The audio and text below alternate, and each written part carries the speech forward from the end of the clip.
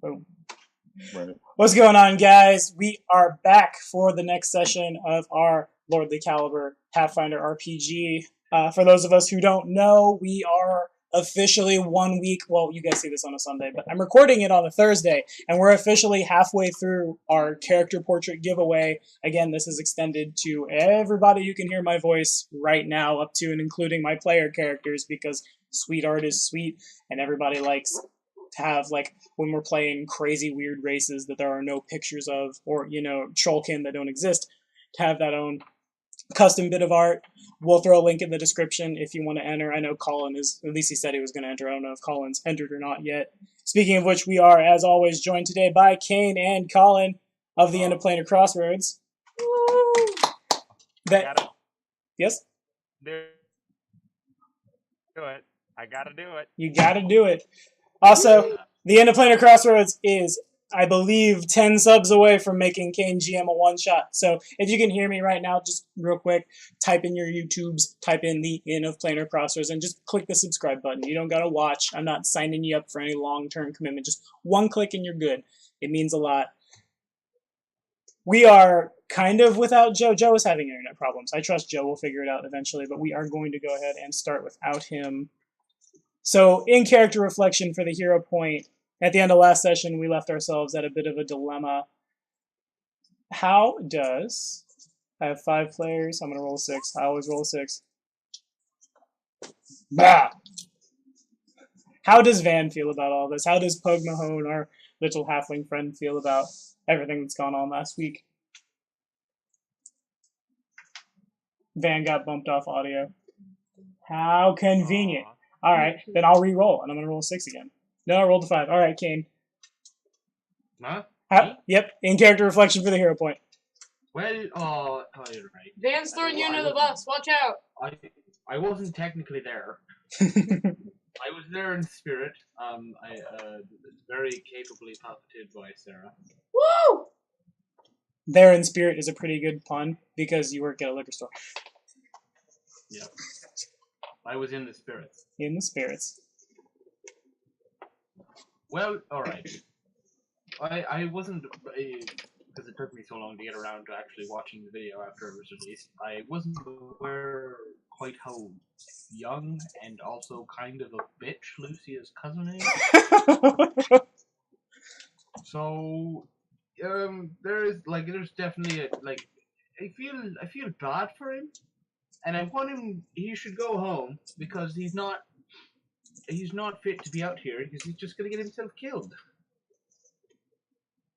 And then, I want to take him home, and just get him out of my damn way. And I want to get out of this fucking desert. Good lord, I hate it here. Fair enough. Alright, take that hero point, and now we will go back to Van, because Van is back with us. In character reflection for the hero point. Go get him.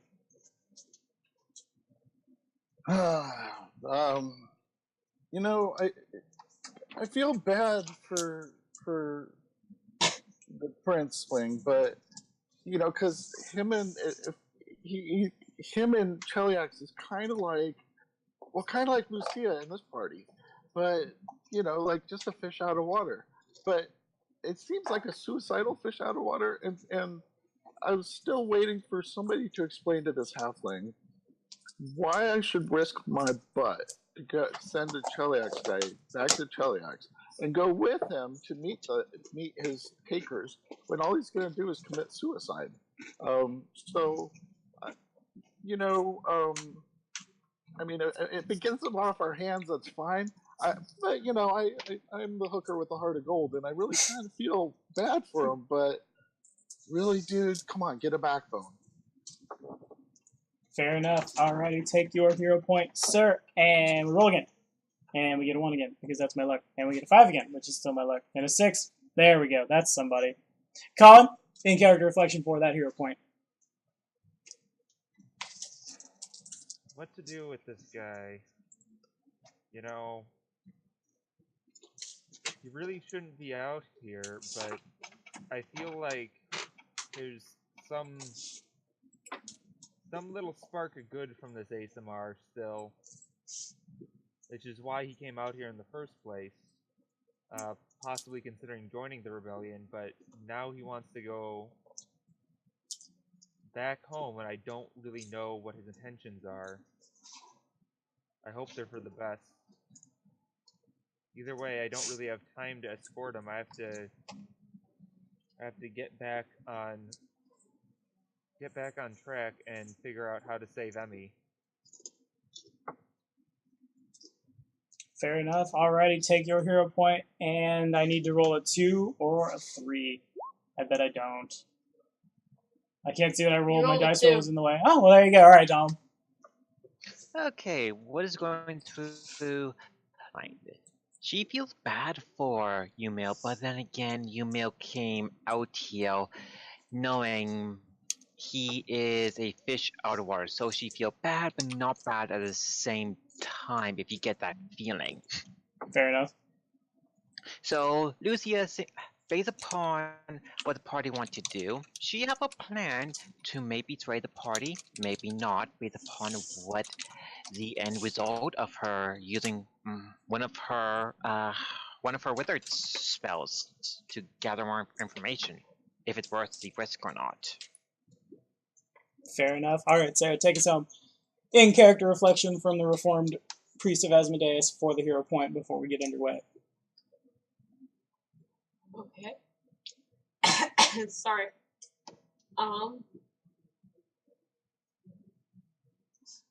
As usual, I have mixed feelings about everything.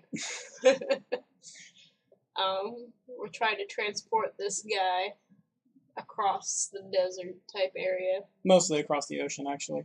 Yeah, ocean. Water. We had a plan for a circus, and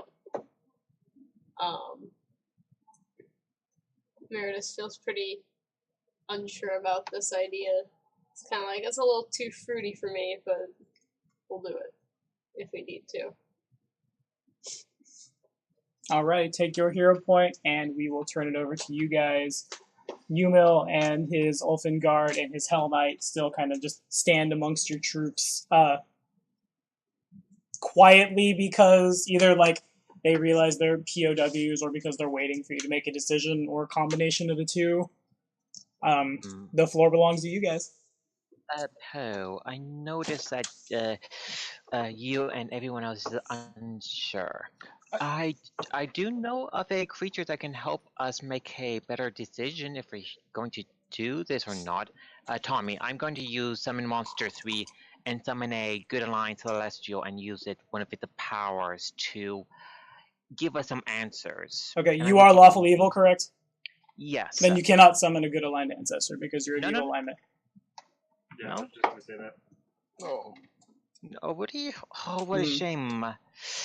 I was going to summon a celestial that can use a commune ability, and I don't want to summon a imp because that would be bad company. This what company. about you? So Lucia, I hear what you're saying. I feel bad for him too, but Your Majesty, I got some questions for you. He looks up. Here's what why would you want to go back to Cheliax? I mean, they're going to kill you. They're going to make you into a halfling or worse. What are you thinking? Alright, he does not reply. He kind of like, he doesn't, I'm not going to say he like looks down his nose at you because that's not quite correct, but it's kind of like a who are you to talk that way at me kind of face. Right? What's worse than a halfling? A quarterling, apparently. Yeah. Or a distant. What's worse than a halfling in Cheliax? I'll tell you what's worse. It's a distant prince from in the royal line of succession who goes off on his own, and then people go out to find him and bring him back. Like, they're not like, hey, this is all the way it was. You're in trouble. You're going to be grounded for like life and half of undeath. So, come on, dude. So who am I to ask you? Well, your cousin here wants us to help you get back. So I am asking as somebody who, if you want us to help get you back, I need to understand why and what I'm getting you into. I am not one of your subjects or one of your slaves. Alright. Make that in the form of a check, would you? Intimidation? No, I'm just kidding. The social check of your choice. Diplomacy. Let's see what we got here. Okay. You say the things you say, and the whole time, like, Yumio kind of looks like he's gonna go, like, teetering back to the point of crying again. He doesn't, like, quite get there. But this guy, like, he's had a rough time recently. Also, you can pretty easily tell he's just coddled little rich boy that's come out this way, and my reasons are my own. He looks back over at Lucy, just, why do we linger? I must return to Agorian, now. Meredith will see that he's having troubles and say, like he's a grown adult. He can make his own decisions. I'm sure he has his reasonings for wanting to return. So, I'd say we support him, I guess. Emeritus, or not Emeritus, you are Emeritus. Yumil just kind of looks at you and nods, and at the same time, Yumil's Hell Knight just, Coughing something up there, buddy? Do you say that? I'm gonna probably, like, look at him like he just coughed. Make a knowledge check. You have knowledge all. I think you have knowledge all. Can you be more specific? Your decision. I'm gonna say, like, something, like, tugs at the back of your mind, will say, when it comes to this guy, like, you can't quite place it. Is it to identify the stages of early lung cancer? Yes. Knowledge medicine. No medicine checks in Pathfinder. I have knowledge local or knowledge nobility, which is... Both are fine. They're both the same number, so... Woo! The best roll you can possibly roll. Okay, Yumil said this guy's name was Raid, and I'll put that in the chat.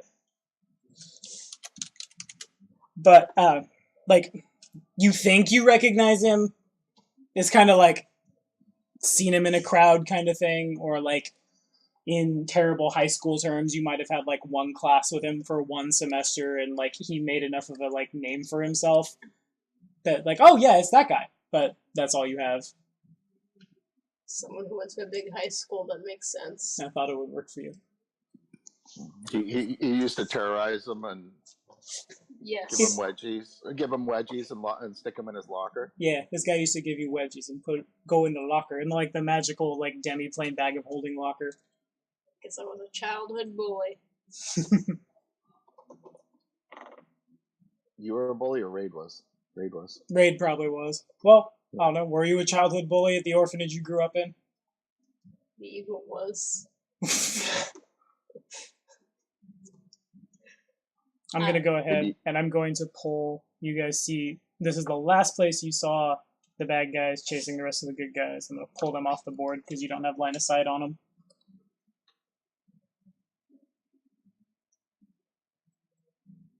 Yeah, where are we looking at? They were here in this, right in this square. But I'm removing the token is what I'm saying because you guys are hours away. Sure. The floor is still open to you guys.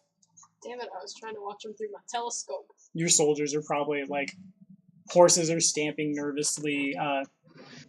No, what did I... Oh, yeah, I named the Lani and Medea, didn't I?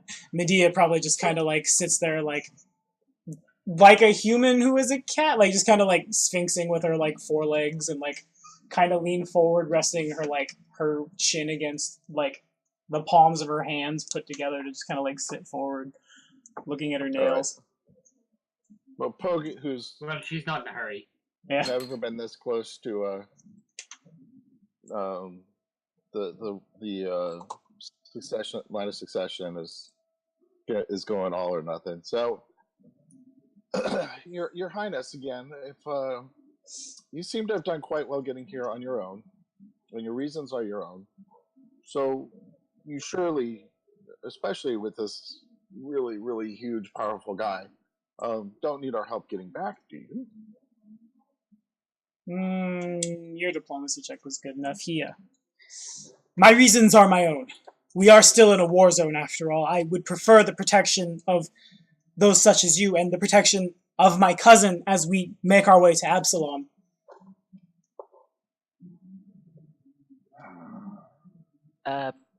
I whisper to Poe, how about we consult with the Celestials and use the cleric's divination power to see if there are any hazards when we go there, aka use the cleric services to summon monster and So summon the good line outsiders and use the commune power. You're talking about like the battlefield healers you have? Yes. So Pogue turns around, looks at Lucy, and goes, it's one thing for me to trust you out here, but to trust you back in the hands of the slavers and the other, that's another thing entirely. Why would I want to go back there? Well, you don't necessarily need to go there exactly. You could just be not in the area, and all of us could go there.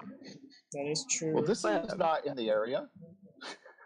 To answer Lucia's question, all of the healers, you would have to rest for them to like stop and prepare commune or summon spells or stuff like that. They're literally just like restorations and cure spells and breath of life and stuff like that.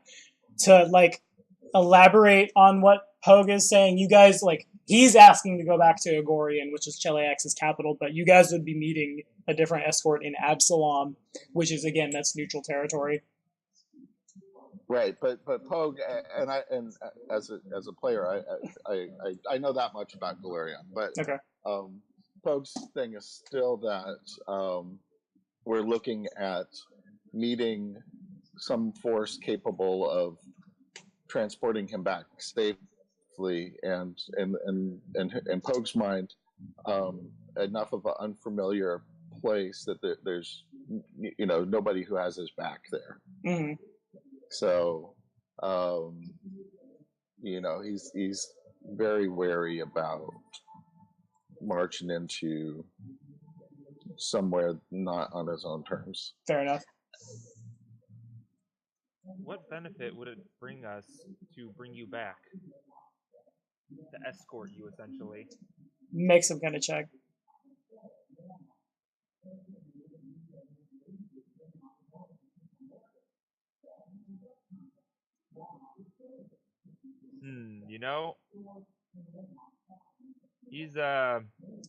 He's getting impatient, so I think he's gonna try to intimidate a little bit. Go for it. 15. I'm gonna, by the powers vested in me by Paizo Productions in the Inner Sea region, I declare that Enterling aids another. He is successful. As you know, my family, the rulers of the noble empire of Cheliax, are willing to negotiate for my surrender. Perhaps they will make you richer than the richest person you've ever known in this, looks around, in this place. Perhaps they will negotiate support for the rebels. Perhaps they will negotiate their willingness to not enter the conflict. However, if they've asked for you, they will not have asked for you for no reason.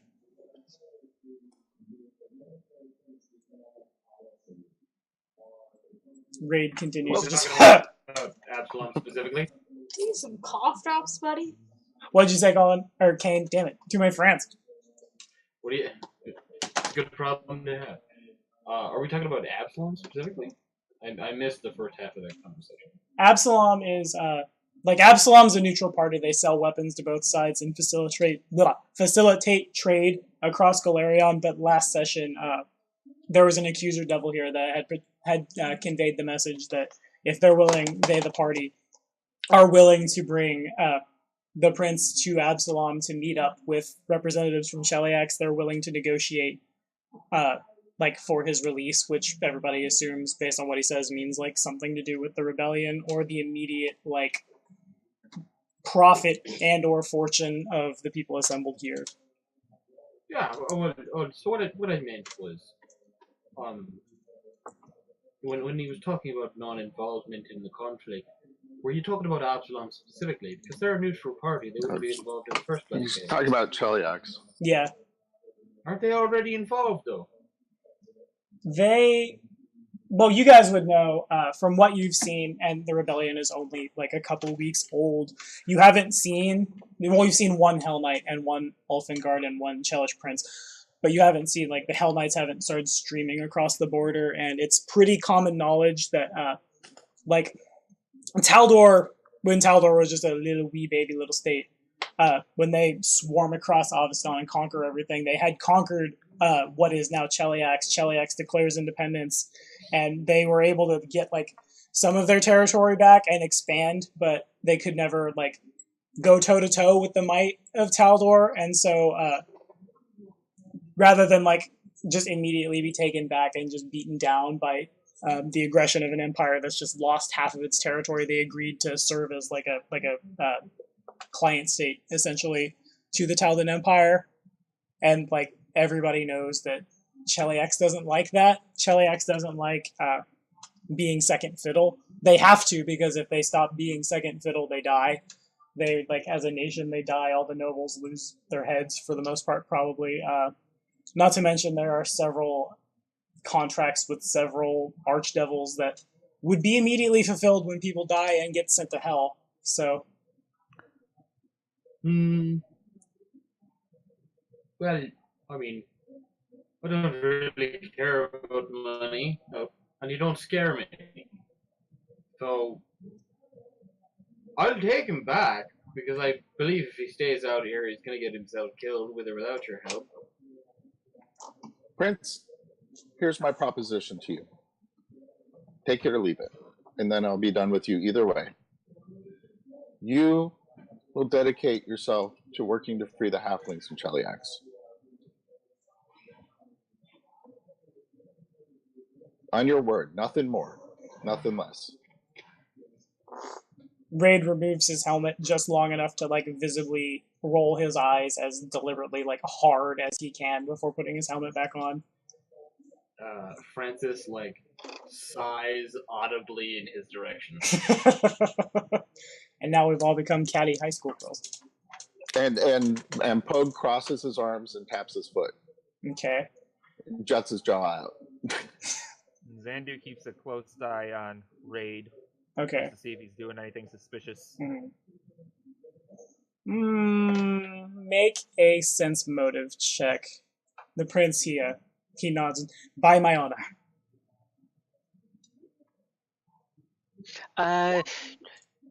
Knowing my cousin, do I know his telltale signs if he's lying? You might. How many times have you played poker with them?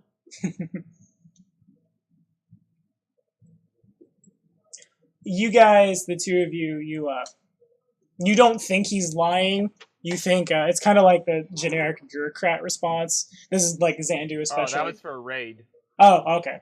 Well, Pogues is it's generic bureaucrat response. You believe he will try.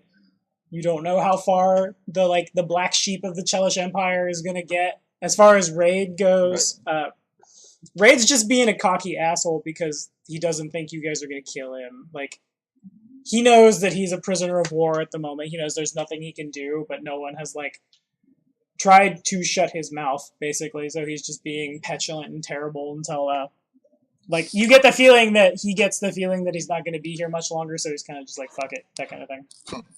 Raid, you're free to go anytime. I want to say he doesn't respond. He just puts on his helmet and he looks in the direction of Yumo. The big Ulfin man just continues standing there watching everything. So Pogue says, very well. I understand your limitations. I understand how Cheliax works. I can't expect you to actually free the halflings. But if you're a positive force for them in some little way, then that's worth returning you to your ilk. Poe, the best thing that Ymil can do is any halfling slaves that is under his control, he can free them. Unless if you want to go through the bureaucratic nightmare, it's out of his. Like I said, I'm not Cheliax nobility. I recognize his limitations, especially as the black sheep. I recognize how people think there, and Death Knights and other morons. But taking him back, if I was taking him back just to his death, then it's not worth my time. If I'm taking him back at the possibility of saving the family of halflings from further indignity or worse, then it is worth my time. So I will do it. Okay. Does anybody else? Yes, Colin? Perhaps I could get some help rescuing a friend of mine if we return you. He looks in your direction. That would be that would make it worth my while as well. Going there, I can at least get my bounty removed in Cheliax, but the bounty in Taldor, that's a different matter altogether. I'd rather have one less bounty on my head on the butcher cutting block, is not a sight I want to experience. What friend do you mean, Varisian?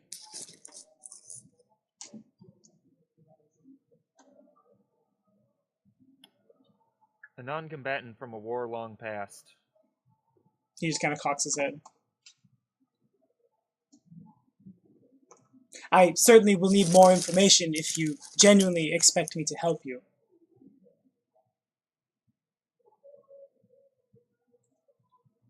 And do I have your word that you will actually try to help instead of hinder or harm me in any way? He nods his head.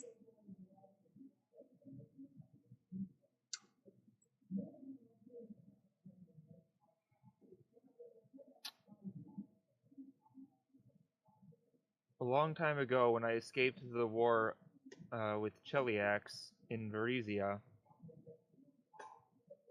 I took with me a young girl, probably 8 or so. Her parents wanted me to get her out of the war zone, so I took her with me, and she has been lost to the world of dreams for... How long has it been, by the way? Has it been like a day or so now? It has been, I think a couple days, I think. Okay. She's been there at least a couple of days. She goes by the name Emeralda Seoni.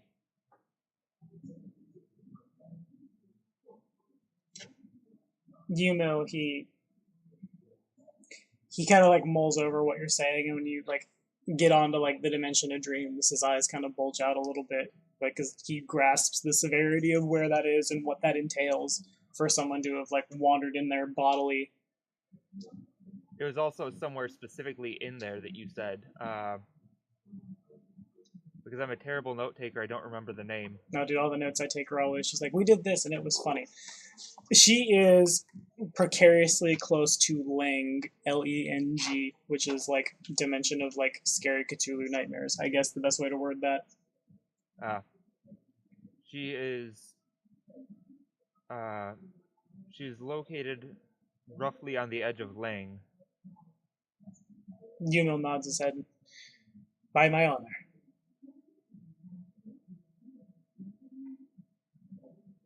And I will do everything in my power to get you back to Absalom safely. Anybody else got anything to add? Well, my bounty's not bound in Cheliax, but I will go either way. If we are traveling to Absalom, the most efficient way we can get there, we can divide up the costs as the teleportation scrolls there, and reduce the accounts how many people it would take to divide up the cost so we can get there. So how many people are in the immediate area? In the immediate area, assuming you don't mean your troops, you guys have. And I'm mostly moving the minis to because I will forget. And then was it 4,400 for 4 scrolls of teleportation? something like that. I don't remember the exact price off the top of my head. Anyway, that is all of the size category mediums in that aren't your troops. Where is big guy? He's down here because I was going to put him in the prison and then I didn't because he fits better here. This guy is size category huge. Well, he can turn off his buffs at will, so he'll go down to a medium size. So you can get him there. You can swim. Rough. The Leshy is, I think the Leshy is small. I think. What is the size category if you're familiar, Kane? Yeah, it's small. It's small, so it counts as like Pogue does. The Raven probably is negligible. So yeah, you would. I don't remember exactly how teleport reads. Human children under 12 travel free, right? Yeah, but they must be this tall to ride. Okay, so Right. teleport. You can bring one additional willing medium or smaller creature, blase blase, or its equivalent for 3 caster levels. So this guy's negligible. We'll move over here. 3, 6, 9. You would need at least a caster level. Oh, it's 1 for 3. I counted that really wrong. I counted 3 for 1. So 3, 6, 9, 12, 15, 18, 21, 24. That's caster level 30 to get all of those. If Enderling waits with the troops, it goes down to caster level 24, which, like, that scroll exists. You could buy it. So if we don't take the troops with us and just the immediate group, it is doable, but it would be quite costly. It is. Awesome. Yes, it is not only costly, but it is easier though. Much easier to enslave us. How about we consult with the divines to see what hazards we may face if we take this route using the teleportation scrolls. Okay. To do that, you guys would have to rest for the clerics to prepare stuff, unless, like, Emeritus has something prepped that I'm unaware of, or Francis has something prepped, or I don't remember how often Zandu can augury, but right now you guys don't have the means to do anything like that.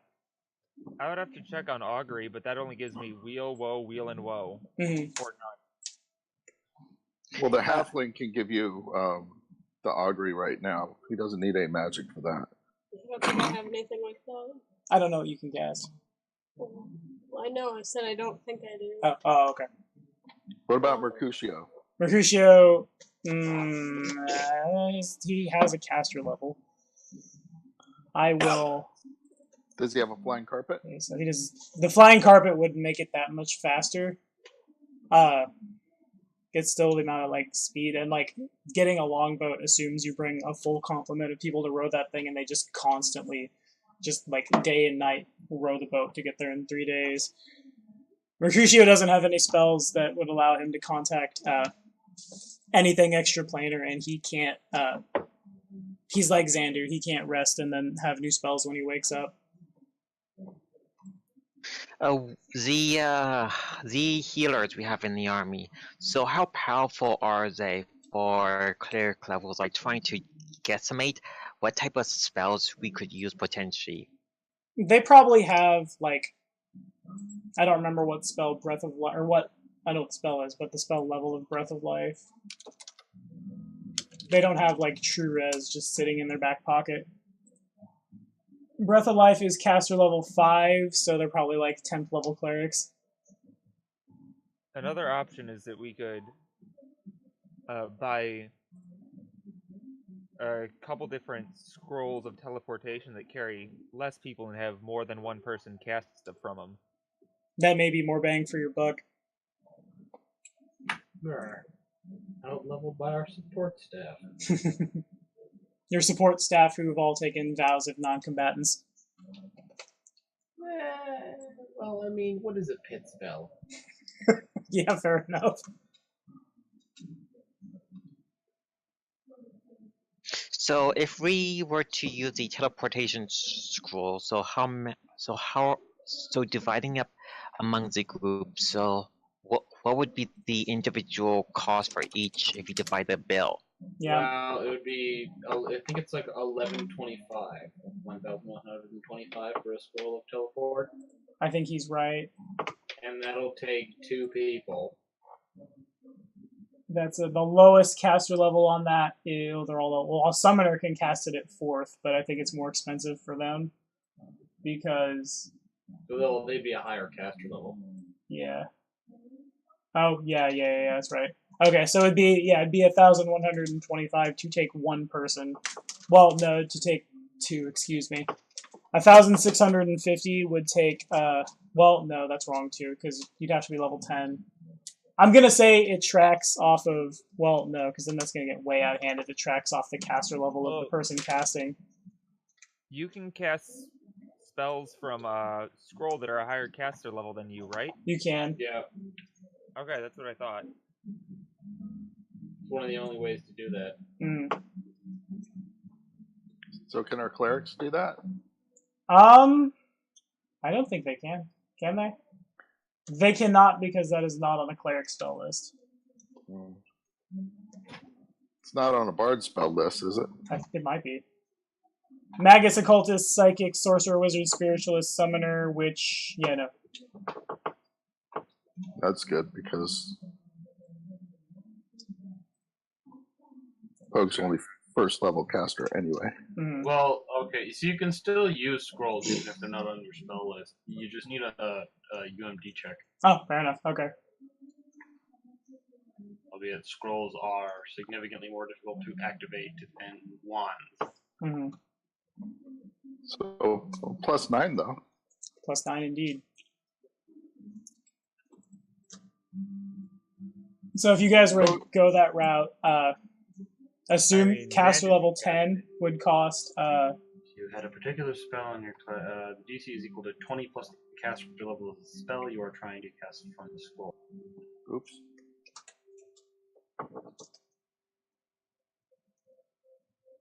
So what level? I'm seeing DC equals scrolls caster level +1. So, and you assume like you guys will go past 20th level as well. So like 3, 6, 9, 12, 15, 18, 21, 22. If you were to try to grab Enterling and take the whole party at caster level 30, it would be a DC 31, whatever that check is.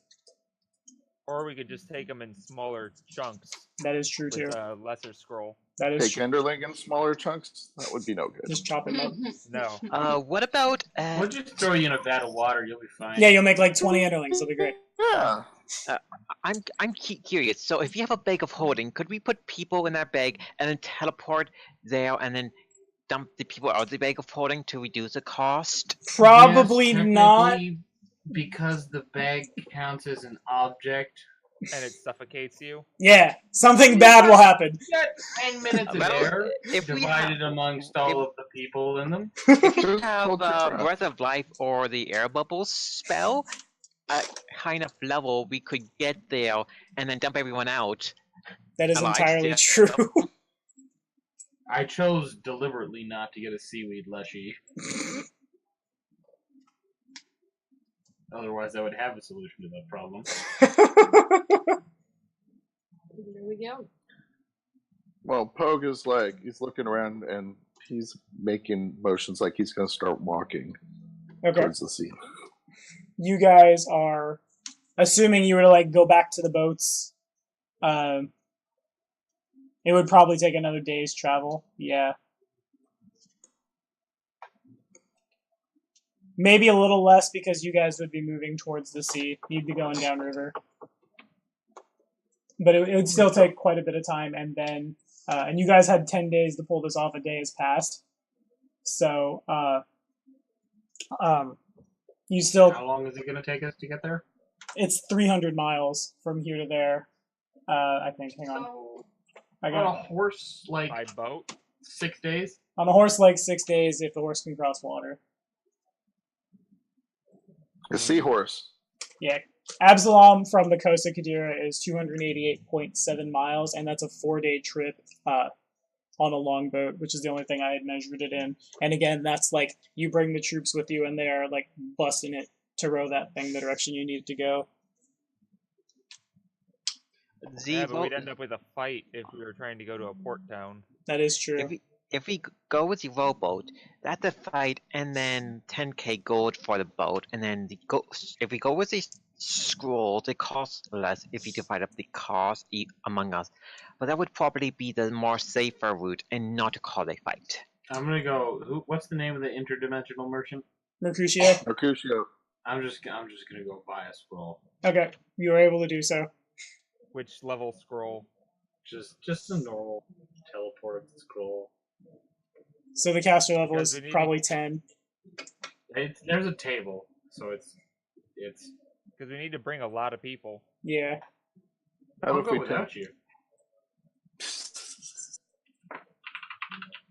Well, if we're just taking the party, that's not a lot of people. I don't want to bring. Oh, they said it was like a DC or a caster level 30 to bring the whole party, including the prince and his other. Yeah, that's guys. if we wanted to bring them on a scroll that would get all of us at once. Yeah. Is he a caster? He it would take some kind of check. No, just ask him. Are you some kind of caster? Can you use it? Do you do magic? You know how to use a teleport spell. He shakes his head no. I mean, if we get the DC 30 scroll, Zandu or the caster level 30 scroll, Zandu, either Zandu or Lucia would be able to cast it without a check because it's in their spell list.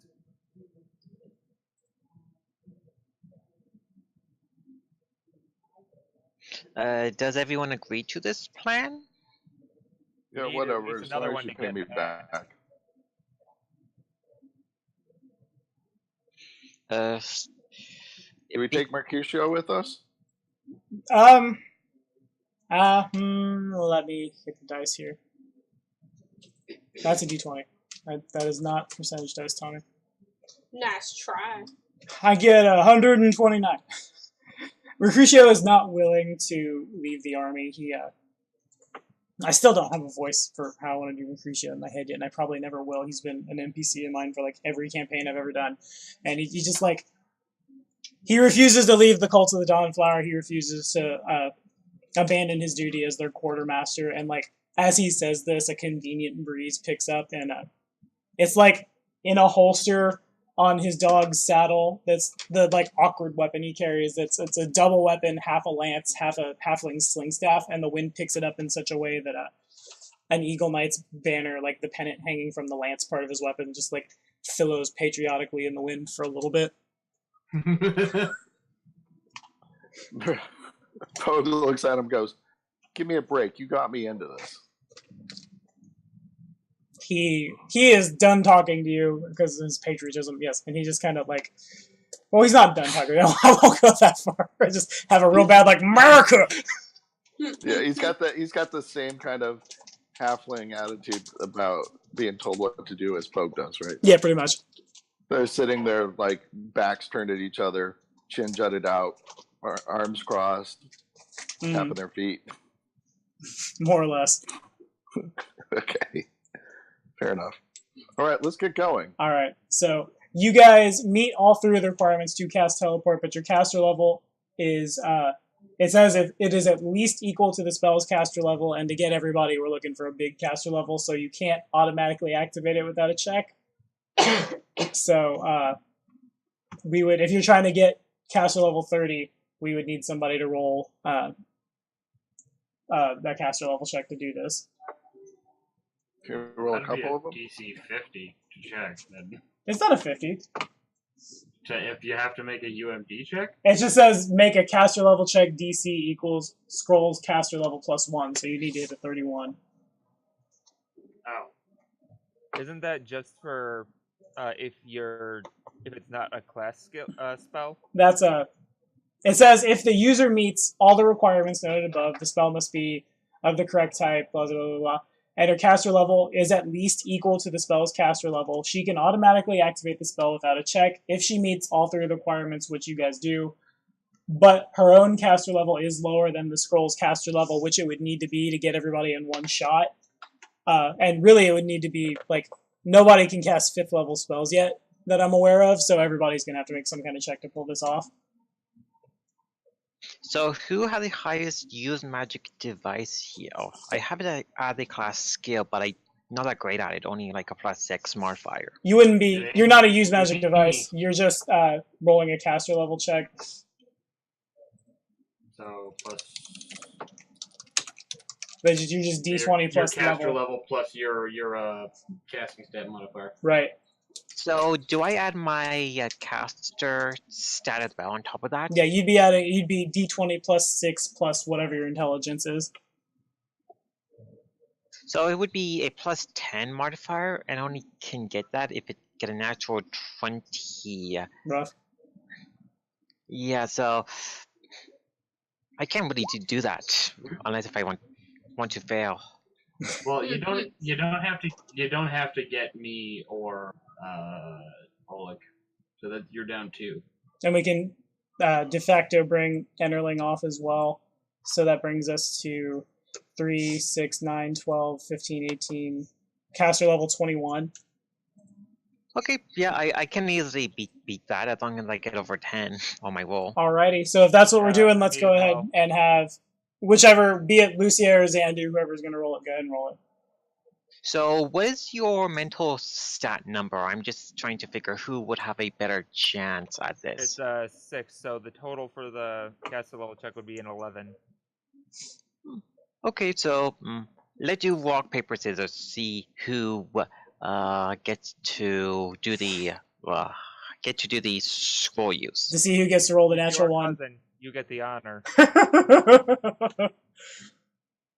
I do have a hero point still, so I could use that. Go for it. Just do it.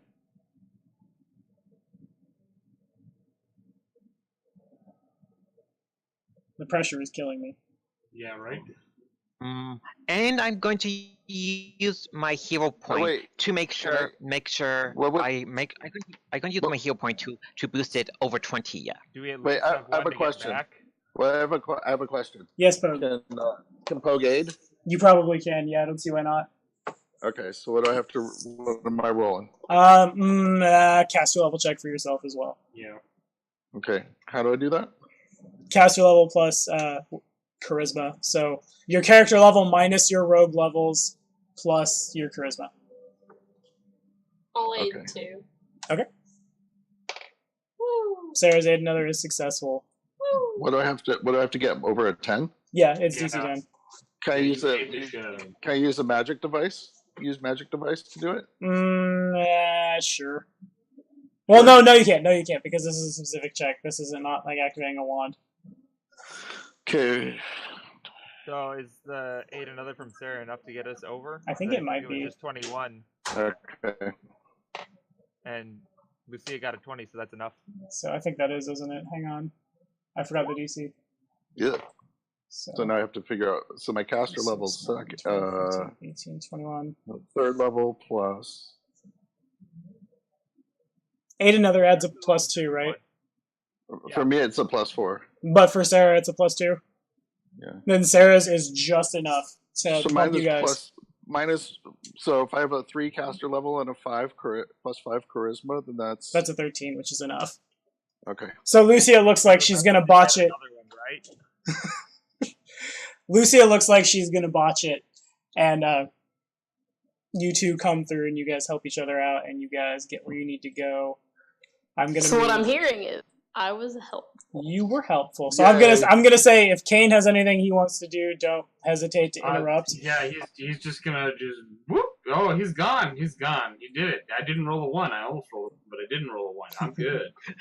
I was worried I was going to botch that roll. So before we transition over to Absalom, everybody teleports away, and Francis is now the only like player character who's here today who's left in control of the army, and they all just kind of like pivot your direction, waiting for orders. Are you not coming? Well, I just said I was gonna go. I brought my own scroll and everything. Oh, I didn't. Fair enough. Never mind. You go. Poof. And Oleg reaches up to hold my hand, and I bend down and I pick him up and I put him up on my chest like a wee boy. And I roll out the scroll and I says, "Hold on, I've never done this before." And then I apparate. It's all very strange for me. I don't know if that 13 passes. Does that pass? You said caster level of the spell +1, right? Yeah. Okay, so you could just grab one for you, yeah. Okay, fair enough. Everybody, make a perception check. I did buy another scroll, right? I did not hear anybody say anything about a second scroll. I didn't hear it. I heard buy a scroll and cast it. Yeah, no, I only bought one. I didn't think about the return trip. Okay, so I would assume we have enough gold on all of us to divide up the cost to get a return scroll back, at least. It's entirely possible. How much money do you have on you? I have 1,000 gold. So, what is it with nobles always spending everybody else's money? Sarah hasn't spent any of her gold yet. She's sitting on 10,000 gold. It is easier to waste other people's money than your own. No, really? Well, you wanted the answer. Would you like a bluff check to see if I'm being sarcastic or not? I think she wants a black eye. Gullible is actually written on all the ceilings in Cheliax. On all who? All of the ceilings in Cheliax. Yes, yeah. So if I can get a perception check from pretty much just Sarah at this point. I'm coming. One thing I never did understand is why perception is not a class skill for everyone. It's such a useful and mandatory skill for most things. Because someone has to not get the class skill bonus to it. somebody has to get sneak attacked at some point. Okay, so you guys, actually, I need Kane and I need Donald both to roll percentage dice. Uh-oh.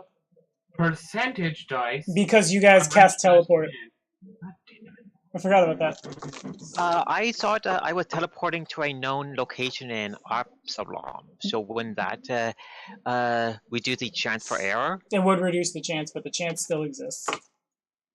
Yes. 94. Does that pass what number is for something bad to happen? Let me see what Kane rolls. Dun dun dun.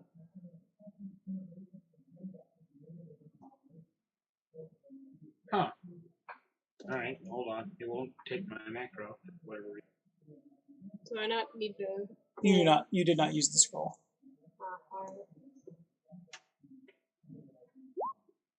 Alright. Hey. So I'm gonna say Lucia doesn't feel at home in Absalom, so I'm gonna put Lucia at studied carefully. Which means she just barely does it. Yeah, she is at... Yeah, she just barely squeezes into on target. As for Francis, Kane, be honest with me. Does your character have any reason at all to have set foot in Absalom or have ever been here, know anything about the place? I mean, are there forests there? No, it's just a big island. Nope. Alright, then you are at...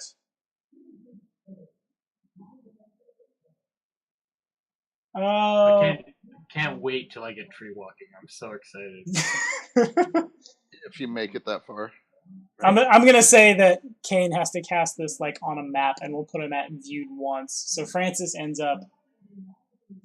Now it's Tommy's turn to roll percentage dice. I'm in the middle of the ocean. I have to make a lot of swim trips. You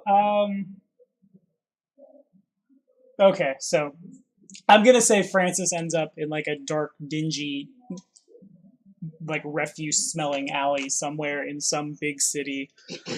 There's a lot of people moving around. There's a lot of like exotic animals carrying carts. Like axe beaks for some reason are super popular in Absalom. I'm not quite sure why that is, but they are. So there's plenty of what are essentially, for those of us who don't know what an axe beak is, just like an aggressive chocobo from Final Fantasy carrying carts, as well as like elephants and even like some constructs.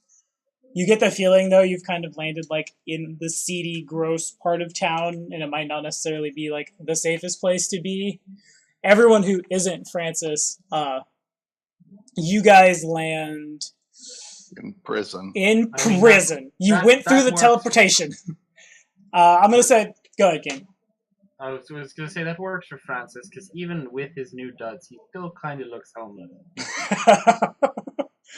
All right. You guys, the rest of the party ends up, we'll say there's like a designated, like, think like a helipad for people who are teleporting into Absalom so people don't lose their minds when, like, Imperial forces and or, like somebody from Tian Sha, say, teleports to Absalom to conduct business. It's not very, like, no one is, people have teleported here! There's anything like that. But, like, the gigantic Ulfin man, who even at size category medium probably is upwards of 7 feet tall, coupled with, like, the guy in Hell Knight armor and the halfling and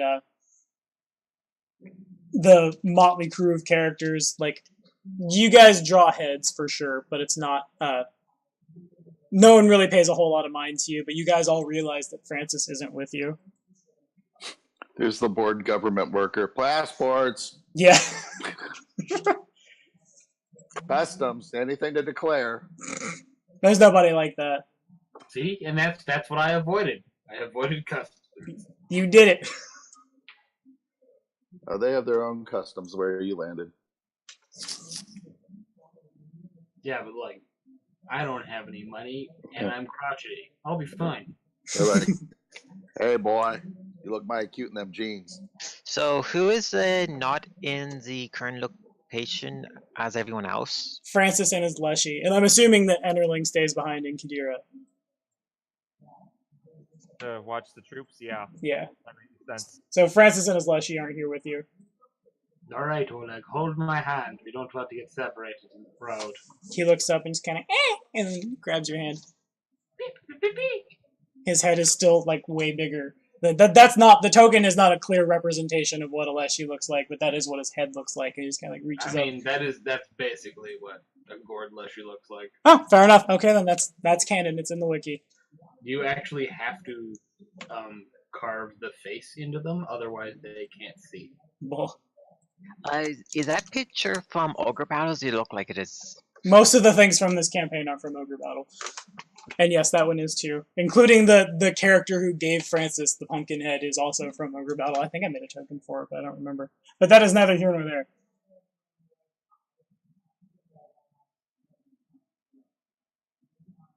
You guys do have the floor. Okay. Lucia checks for everyone and notices someone is missing. Yes. Well, I'm glad someone noticed. We all did. It's canon. The GM said it. I did, yeah. I'm looking at rules to see if I have a way to track you down. We are missing someone. It's a good thing I actually did prepare. We did take this route. I'm going to use the one of my divination spell, locate person. I seen the person before, so would he be within 800 feet of me? It's possible. Let me read how this spell... Are you talking about locate creature? Yeah, locate creature. So it. I didn't realize you had I access seen to 4th level spells yet. I think locate creature is like a 2nd level. It is spell, am I Sorcerer Wizard correct? 4. Okay, then I don't have that. I thought I did. Okay. Oops. Wah, wah. You might have discern location. Nope, that is an 8th level spell. You do not have that. All right. So does is there anybody around Poe can ask the? Well, I guess it's that they haven't been there long enough for some homeless Woodlands guy. We Uh, didn't talk about where we were gonna meet. You did not. Whoever's gonna pick up the prince. You guys did not know. You just knew you were supposed to take him to Absalom. Oh, okay, then that I- means I'm not lost. I'm equally where I'm supposed to be with the rest of you. Tommy, enough. I misread the spell. It was locate object. So, could I use a spell in theory to locate the person if I know a item on That he would his have. person? Locate like his belt. Where is your like- tunic? Yeah, That would be a good thing if like you had given me something to put in Oleg's head. But It would be helpful if he wore pants, but no. You Well, need there a are- you need there a are. specific and accurate mental image of whatever he has. do you have any items on your character that I could potentially use to locate you? Well, too late to that ask you've now, carefully isn't it? examined? No. I mean, he's got those new clothes, right? And I suppose he's got whatever constitutes as a holy symbol of. He doesn't look well. He doesn't look enough like Clark Gable for you to have noticed. Yeah. What a shame. So the holy symbol, could I use that as a item? It's possible. What faith is it? It's the green faith and it's druids of the leaf. It's the green faith. Okay. You can try. It's well. Let's have Lucian mean, make how- a. Let's have Lucian How make a many knowledge of religion check, those are there on this? A knowledge religion? Okay. if you would. Yeah.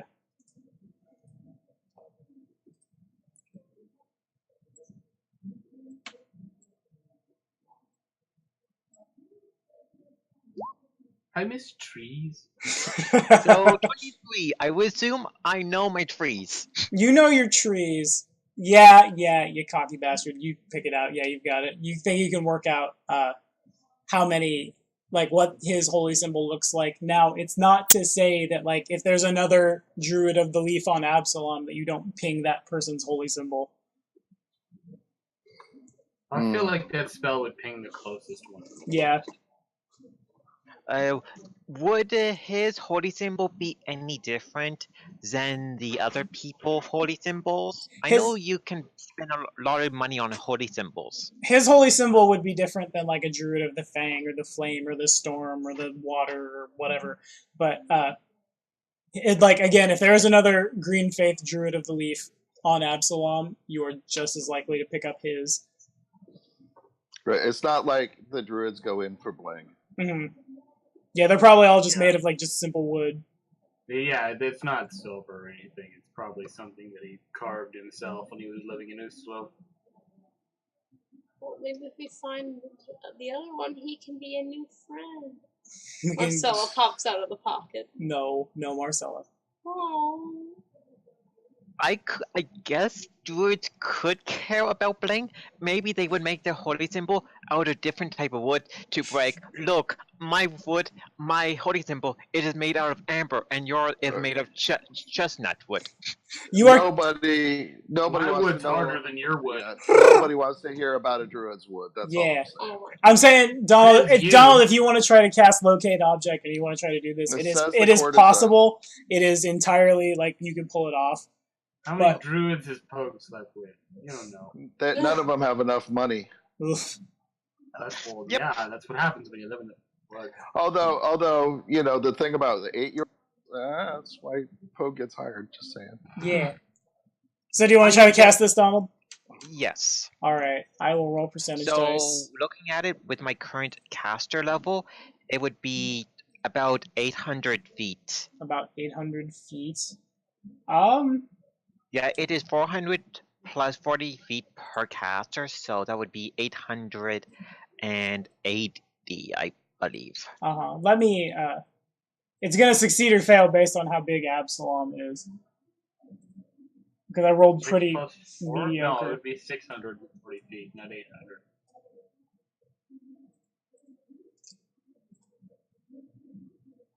Oh, it says 400 plus 40 feet per And you're a 6th level caster. Yes, so that would 6 be times 40 would be Yeah, 240 feet. it would be 6. Yeah, it would be 6. Yeah, 640. My mistake. I'm gonna say you pick up a symbol, Donald. I don't think you have any way of knowing, like what's attached to it, but you pick up what you're looking for.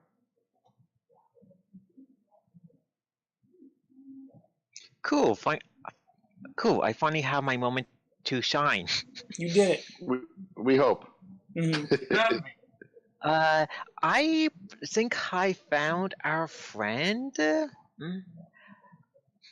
I would probably have my familiar scout the area to see if I can find any tracks of him. Okay, sure. Make a perception check. Go, my raven friend. Look, you're looking for a vaguely homeless-looking man in this large city. With a bored Leshy. Yeah. True, yes, you will pick out the small pumpkin-shaped child. Not percentage dice, not the perception check.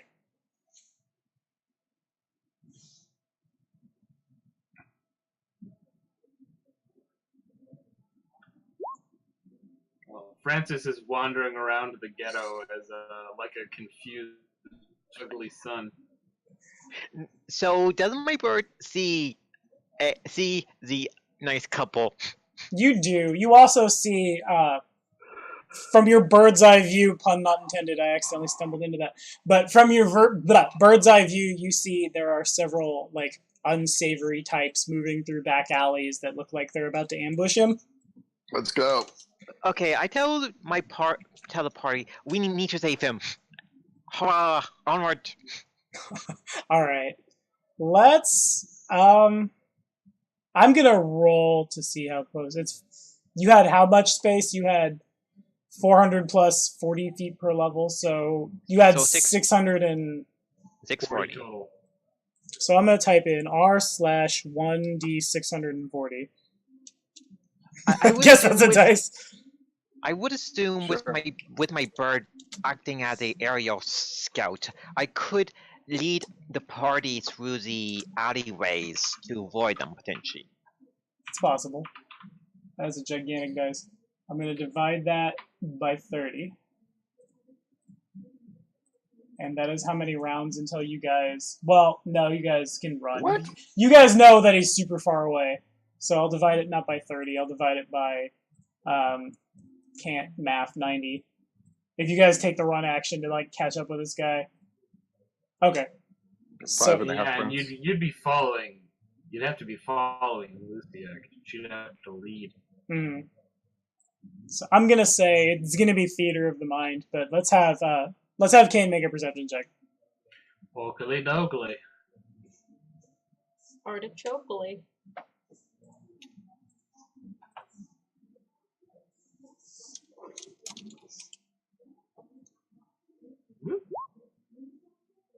Yeah, I'm on point today. 30. You are on point today. All right, so you are definitely aware that. What do I want to use for these guys? That's what I'm using my hero point for. There's probably about a dozen of them. You begin to see like people like duck around corners. You begin to see like other homeless-looking people just kind of like conveniently vacate the streets, and you start to get the feeling that Oh, man, something's not right. So Since I made this character to do what I'm about to do. Good. All right, so I'll again, I'm not gonna say a dozen. I'll say there's like 10 of them. Yeah. Okay, so as we're going after him, I want to Pogue's like rubbing up against whatever he can and disheveling himself. So he's kind of going into homeless street urchin mode. Gotcha. All right. I really cannot find a good token that's not just something weird. It's a good thing that Lucia is not wearing her fancy clothes. Yeah. Pogue's like, you're not? No. I am wearing my combat travel robe, so I don't care if they get dirty or get ruined exactly. I need a Those are the good only robes Zandu knows. unsavory type in my tokens. Let's just do like 10 Rivarios. That'll work. He's unsavory. These guys But he's come so out. handsome. I'm being attacked by handsome men. They come out. They all have like clubs and rusty-looking daggers and short swords, and it's not long before you're like casually surrounded by these guys. And the lead one comes up. The lead one is I don't know what he is. He's a 2. He is a 2. He's So a 2. Oh, damn, that's ugly. we're gonna say What did you do to him? he is the worst. We're gonna say he's an Azamar. He comes out amongst these bunches of elf tokens I'm spamming onto the board. 8, 9, 10, and just you seem to be a little lost, my friend. As he like takes his club and like taps it against his hand. Do we Oh, have a- lost, wait, sir, do we have a not at board? all. I'm right where I need to. Do you have anything you want to do before we roll initiative, Kane? Yeah, I'm gonna cast Entangle, and then I'm gonna spend a hero point for another standard action and cast Plant Growth, Okay. Let me which increases the DCs of Entangle by 4. by 4. Alright. Let me take a look at Entangle. As much as you guys cast that spell, I've never messed with it ever. These guys, let me I'm gonna roll percentage dice. Higher is in your favor. Okay. So you're not gonna be able to grab all of them with Entangle, but you'll probably get, watch me roll a 10. They're farther than 40 feet away? Some of them are behind you, some of them are like on rooftops. I think it's a 40-foot radius, Hmm. so it's 80 feet across. Okay, I see. Okay, that's fine then. Fair enough. And then let me see how plant growth reads.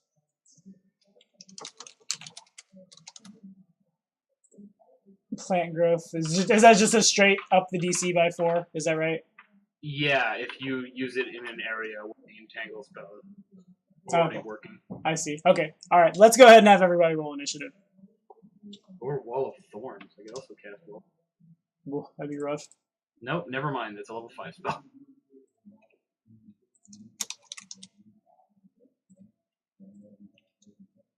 So the DC on Entangle will be Oh, great. Pants. 20. You know, I'm gonna hero point to re-roll that. That's a wise idea. No, it'll be higher than 16. Yeah, 20. That's a little DC better. on Entangle will be 20. Okay. Okay. So I just need Donald's. I need to be added to the turn order. Okay. It's 20 for initiative. Okay, you can't add yourself. I see. You can click and roll initiative. Oh, But he doesn't have a Yeah. character sheet, never mind. and he's at 20. I really like the idea of like, you know, the weed plants that grow up between cobblestones and the old gnarled roots of trees that have been growing in Mhm. sort of like middle of the road pitchers for the last 40 years. They overturn the cobblestones and like push the street around the legs of these thugs. I can dig it. So are you like in the middle of this entangle? Are you like? That is a good question because they are definitely in front and behind you. Well, it's a 40-foot. No, I suppose I would be in the middle of it. Yeah, But he doesn't. I don't plan on moving. he can be tied up. He's good. Yeah. I am curious. So with the entangle spell, does that make much noise for everyone to hear around you? There's probably a bunch of thugs just like pissed off. I do need an initiative from Kane. Oh, right. Sorry. I'm not I have moving. many tabs open. Yeah, me too. I hope none of these tabs are interfering with OBS. Okay, now we're good. Initiative. Good. I'm glad that you want initiative because you're the only one who can really do anything at the moment. All right, Kane, you have That's probably a good thing. you are going first. These guys are all entangled. Well, do they need to make the reflex save right away? Yeah, I'm gonna say. I guess I'll make a reflex save. Yeah, I will too. What am I trying to beat? What am I adding? I need a 20. character sheet out of nowhere. Dirt. How about you the NPC Codex? I kicked the shit out of that DC. You just kick your own like plants that are no, not me. My spells suck. Like around me. Where is Not here. Not here. Okay, so I'm adding 4, and I need to beat a 20. I mean, I'm literally a plant druid. I'm so into plants that I'm really crappy at talking to animals. I feel like it was less of a reflex save and more of like a shoo, get off. Shoot! 109. So one of them automatically succeeds, and one of them automatically fails. So that good and bad luck simultaneously cancels each other out. They're adding 4, so 3 of the guys are able to like swing their like again rusty, gross-looking short swords down and like hack the plants away from their feet.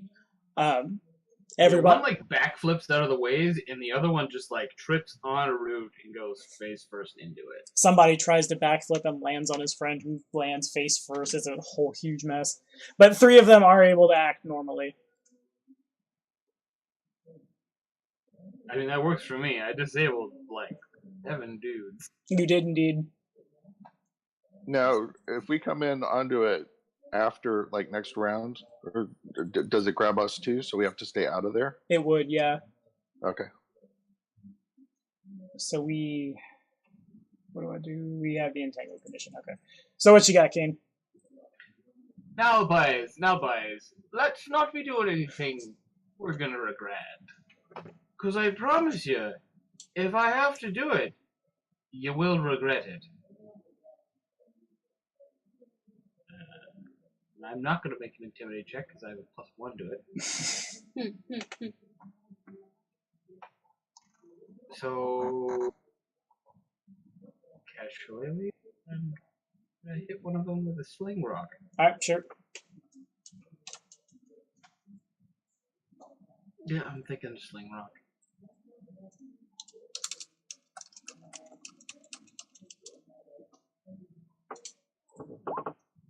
Ooh. Alright. Do you want to target one of the ones who is entangled or one of the ones who isn't? One of the ones who isn't. The ones who are entangled aren't really my problem right now. Okay, fair enough. Okay, that definitely hits one of them. The rock like collides with his nose, and he like reflexively throws his hand up. His blood starts like gushing out of it.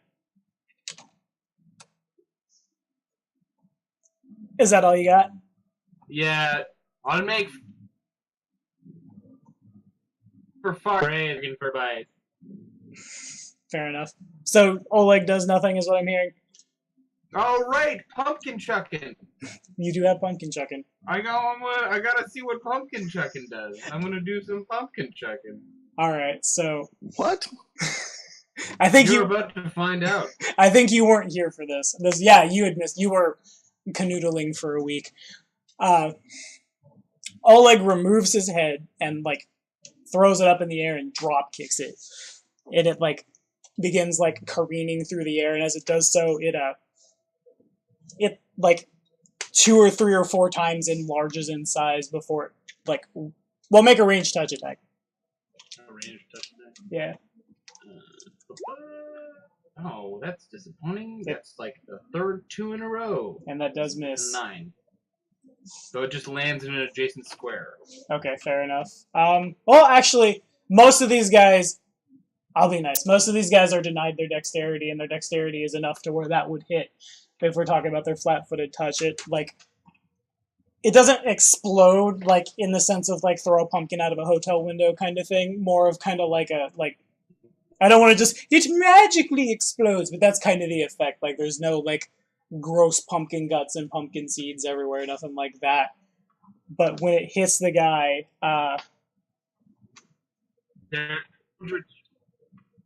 I'm gonna stay true to form to the N64 game that I'm stealing from, but this is why he can only do it once a week. The person you hit, their HP is halved. Ooh. Oleg's head grows back. He seems no worse for wear. Take note of that. Can fucking have hell. Donald, do you have anything you want to do in transit?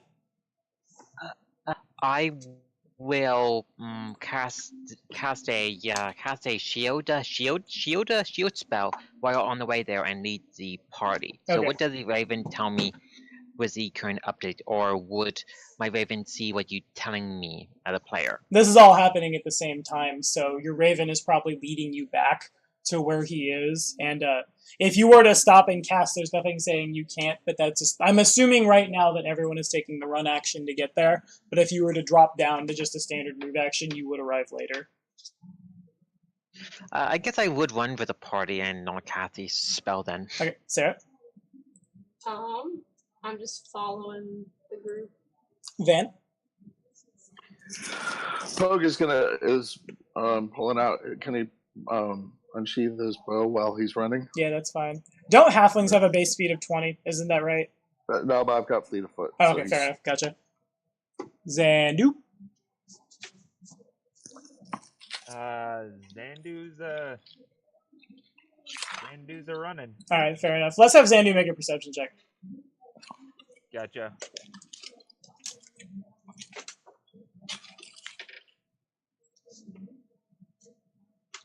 Alright, so as you guys are booking it through the streets of Absalom, I'm gonna roll. It doesn't matter who does it, but I'm D4ing for flavor.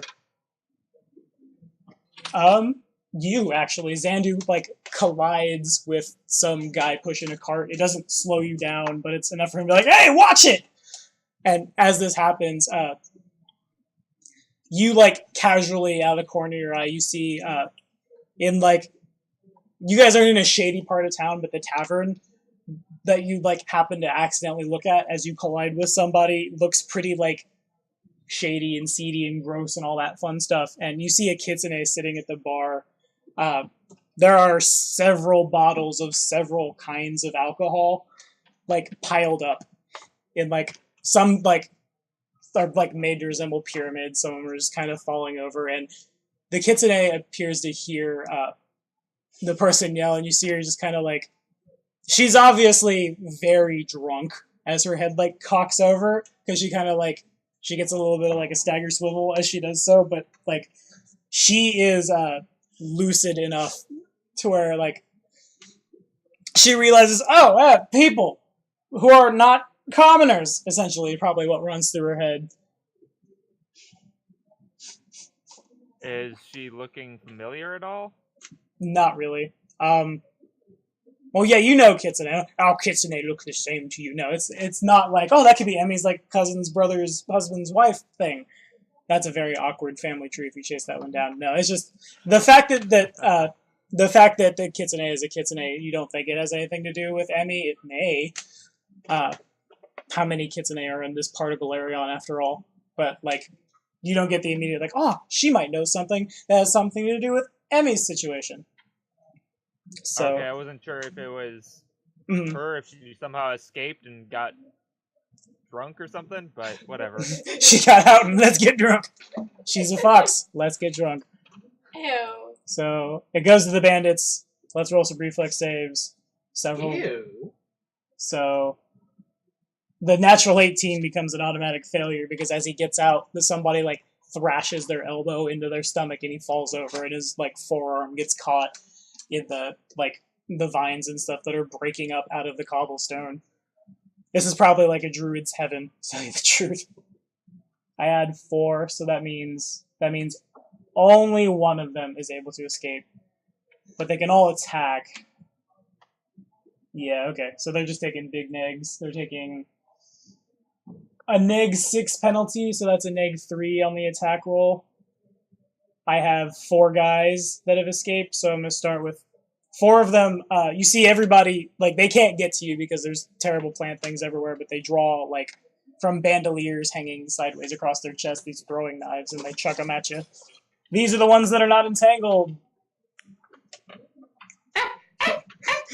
2 of them critically hit. I imagine the other 2 missed, though. Where is my sheet? Where's That sucks. Street Thug?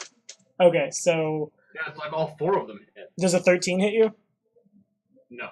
So then a 7 doesn't either, but these other 2 are crits, so... That's what I mean. It's like all 4 of them hit me. Oh. Double damage. Yeah, fair enough. There's nothing going on right now that would deny your dexterity, so they do not get their sneak attack, so they're just going to roll 1d4, and they're going to add this to it. Both of these are doubled, so you take a total of 20 damage. My bones! Your bones! My brittle druid bones! I gotta work that in with... My durable druid bone! I gotta work that in with Necross somehow next Tuesday. Anyway, here come the ones who are entangled and are taking a very big neg, and probably all, well, two of them crit. Everybody else probably definitely misses, because they're just, so the best is a 12. Does a 12 hit? No. Actually, excuse me, I forgot. One of those needs to confirm. I am terrible. I'm going to backtrack real quick. You might not take 10 damage. Does a 14 hit you? No. Then you took 15 damage, and I am terrible. Okey-dokey. And then these guys confirm. Does a 17? I just assumed you weren't rolling confirmation. No, I'm terrible. I forgot. Does a 17 confirm? It does not. Alright, so then this is a regular hit. Thanks to my magical armor. Thank you, Lucia. Yeah, Lucia. Not confirmed. Alright, so then you just take 11 damage from 2 attacks. 2 more? Yeah, because 2 of them from the first barrage, the first set of d20s was the ones that weren't entangled, and then these were the ones that are entangled and are taking a -6 to their dex. Okay. I thought I did your weapon. We also improved my armor. Oh. I remember that now. I should have. I'll have you make the rolls later, Donald. For now, it's Francis' turn. I paid you. Okay, actually, no. I want to have Lucia make the craft checks right now. Uh-oh. Dun dun dun. Oh, why are you trying to kill me, dude? Because if something turns out cursed, I need to know. That passes. It was awesome. I believe you had already rolled the other one.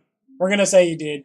Because I don't want to bait them out Yeah, once. because there was like 3 things that she did. She like pro bonoed me the sling, and then there was the armor and the cloak. Fair Yeah, enough. the cloak is the next item when I actually have the time to make it. Okay, fair enough. Anyway, it is Francis's turn. Alright. I guess I'm going in for the Summon Nature's Ally spells now. Understood. Ouch. My leg slipped and I just kicked the inside of my desk very hard with my pinky toe and... Well, good on you. Scream! I was wondering where that was.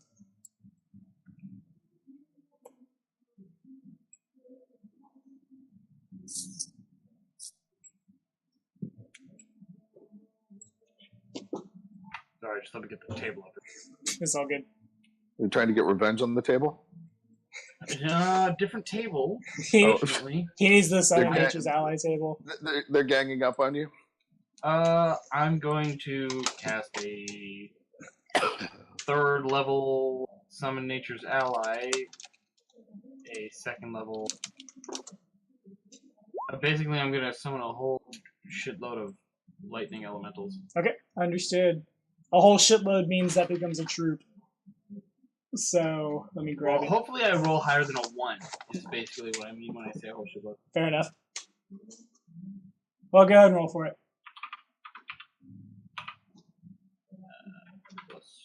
+1. That didn't work at all. It did not. You need a space in there. It's not a subreddit. And it's also /r, not r/. Oh, whoops. You mean shit about Reddit? I've never been on Reddit before. Well, that's why you're doing it wrong. Yeah, Reddit is awesome. Tommy, I'm just curious. So how far away am I to our VIP at the moment? I'm just thinking for range spells I could potentially use. Which VIP do you mean? The person we are tracking down in the slums. About 4 rounds away if you just book it. Duly noted, Okay. though, Kane, you do have 3 tiny Lightning elementals. You do. They'll function as a troop. So, let me grab their... Well, real quick, just tell me what their hit dice are, would you? They have 2d10. They have 11 hit points each. Gotcha. Okay. So we'll just, I think they just roll a d6 and add. That's how many rounds we are until combat range? Yeah, in 4 rounds, you guys would come within, like, you might be able to, like, climb a building and reduce that a little bit. Thank God I'm a summoner, otherwise I would be dead. They would have beaten me to death in the 4 rounds it took you to get to me. So how long until we are within, like, bow range? That would depend on how creative you get. It's probably going to be all 4 rounds if you want to, like, if you're just moving through alleys and stuff, because you won't have line of sight. But if you were to, like, climb a building, you might be able to reduce it. But that is neither here nor there. What do we want the lightning elementals to do, Kane? Are these guys wearing metal armor, wielding metal weapons, or are they made of metal? They're definitely not made of metal. Yeah, all of them are definitely, like, they have, like, bandoliers of daggers, which are made of metal. Okay, I need to know if metal mastery applies. Metal mastery. Metal mastery. I can get behind that. That's gonna be +5 to hit. Alright, so these guys are going to hit automatically because they're troops. If they have anything they can do as far as, like, special abilities that are standard actions, like the Spark Leap, oh, that's not even... So these guys just hit automatically. Oh, okay. So what about their... As it pertains to Spark Leap, how would that function then? It would function the same way. Like, it would function as if it was one lightning elemental and you would roll it. But, like, you can move these guys to where they would do 1d6 damage to, like, 3 or 4 of these bandits. Well, bandits is the wrong word. You're into town. 3 or 4 of these thugs. These cutthroats? Yeah. Yeah, okay, that works for me. I'll move them into, like, an area of effect to zap some dude. Okay, sure. They're already in a crowd control effect. Tripping them doesn't really help me. Right. I imagine my reach is just 5 feet. Yeah. Yes. Okay, so we'll just drop a d6. Duly noted, everybody takes a little bit of damage as these guys start, like, jolting folks. Wah, indeed. 2, 3. Their damage is 1d4 plus 1d3 electricity. Fair enough. I'll add the electricity on, but since they're troops, they're going to damage based off their hit dice. So they're doing a d6 plus a d6 of electricity. Oh, how do you calculate their damage based on their hit dice? There's a table. 1 to 5 is 1d6, 6 to 10 is 2d6, 11 to 15 is 3d6, 16 to 20 is 4d6, and 21 or more is 5d6. Of course, like, if they could do more damage later on with a different attack, we'll use that damage instead, because I don't want to rob anybody, but I also don't want to, like, hold the game up forever, as we're, like, summoning 25 million things. No problem. Anyway, Donald. I would go to the area where combat is happening with everyone else. My turn is over. Gotcha. Sarah? Got anything I'm ready? in the same boat. Van? Well, Pogue is planning on shooting on people. Mm-hmm. But he's probably not close enough yet, so he keeps running. Okay, got it. Zandu. Zandu sees this kitsune, stops for a brief moment to cast message on her so that he can communicate with her while he's running along the rest of the time. Okay. Basically saying, I'll be right back, there's an urgent matter right now. Okay, roll spell resistance. Wait, Are you rolling? Are you doing something to her, Tommy? Am I what? Are you doing something to Zandu? No, no, I'm not doing something to Zandu. I'm saying that she... It's not a harmful spell, it's just message. But spell resistance is something that is up or down. So, like, you can't, like, if someone has their spell resistance up and you cast Cure Light Wounds on them, it fails because they have their spell resistance up, and right now she has her spell resistance up, so... Oh. This says spell resistance, no. Oh, okay, never mind. It goes through. In that case, let's throw some percentage dice around, shall we?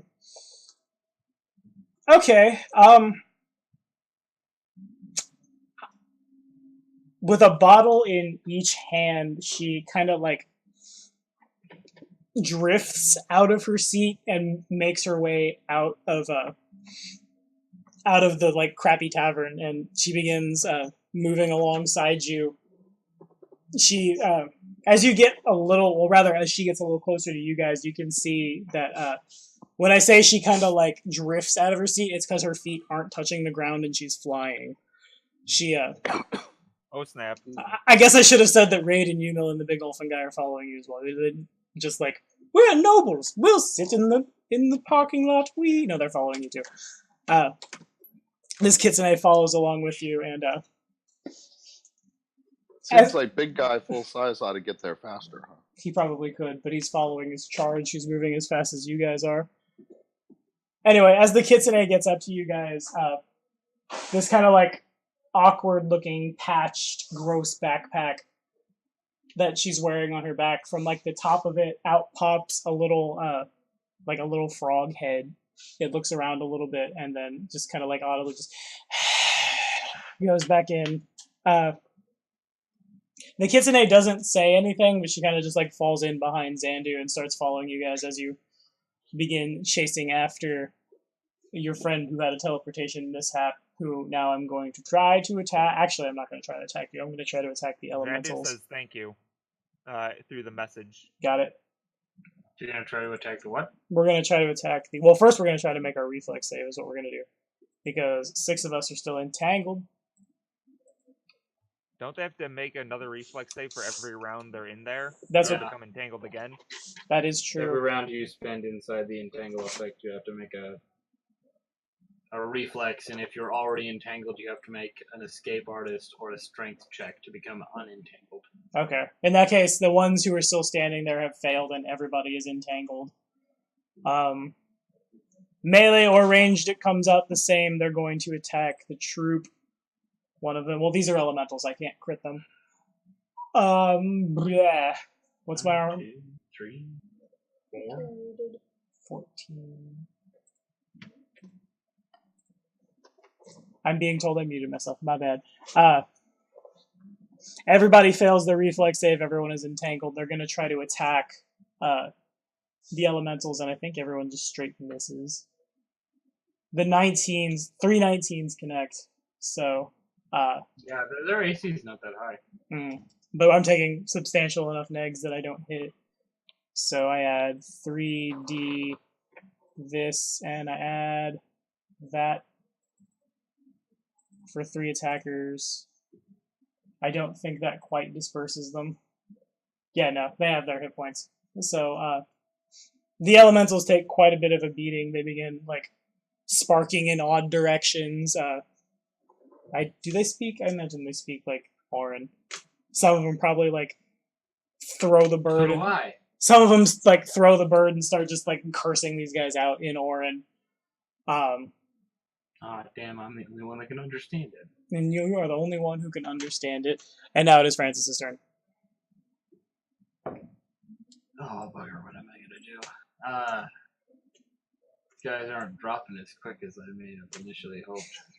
Well, one of them has was at least reduced to half health before. A lot of these guys aren't happy, yeah. Alright. I will either keep the lightning elementals where they are. Okay. Move them somewhere else. So long as I'm hitting the people, if that's possible. Sure, I gotcha. And I will use this fling, and Oleg will. Oh right, he can seed pod people. Yeah. That sounds disgusting. Sounds like Bulbasaur. It's more like a bola. I see.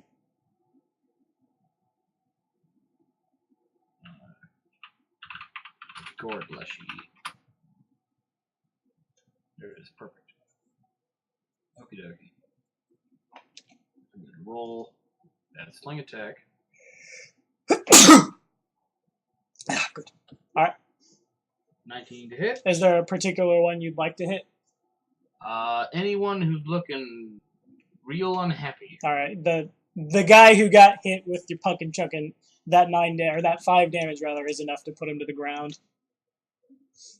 He swings his dagger up to try to, like, deal with the elementals that are swarming over his head, and then like he looks your direction, and then the sling bullet collides with like the bridge of his nose, and you can like you hear the crunch of his bones, and like you imagine like when you like if you hit somebody in the nose just right and break and like push stuff up into their brain, that's probably what happened to that guy. He collapses.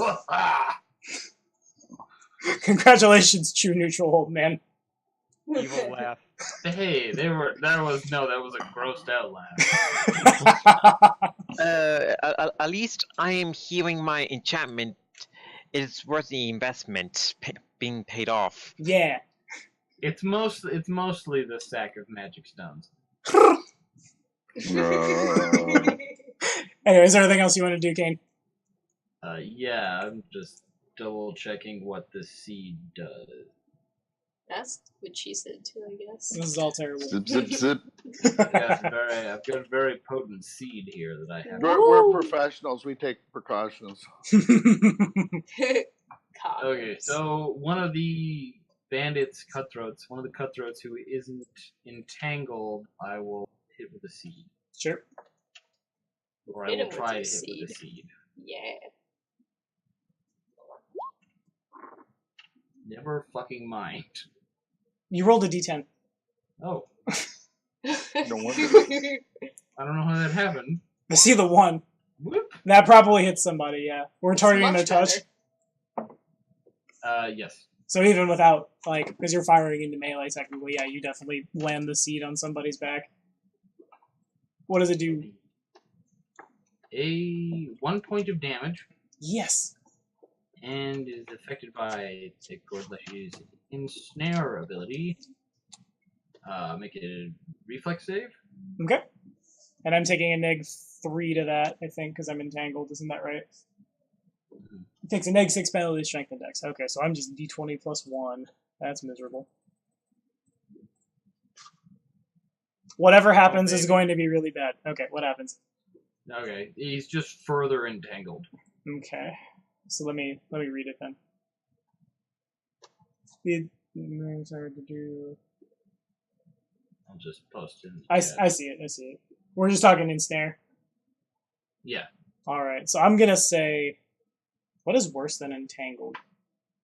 Pinned. Pinned. Yeah, sure, we can do that. There's enough vines wrapped around him, and like again, these vines like push aside like pots and wheelbarrows and bits of cobblestone, like you said, and they're enough to where they pin his arms at like 45-degree angles from his body, and he's like he can't move either of his arms. His legs are wrapped up at like the knee and the ankle, and it's got him around the waist and like around the top of the head too.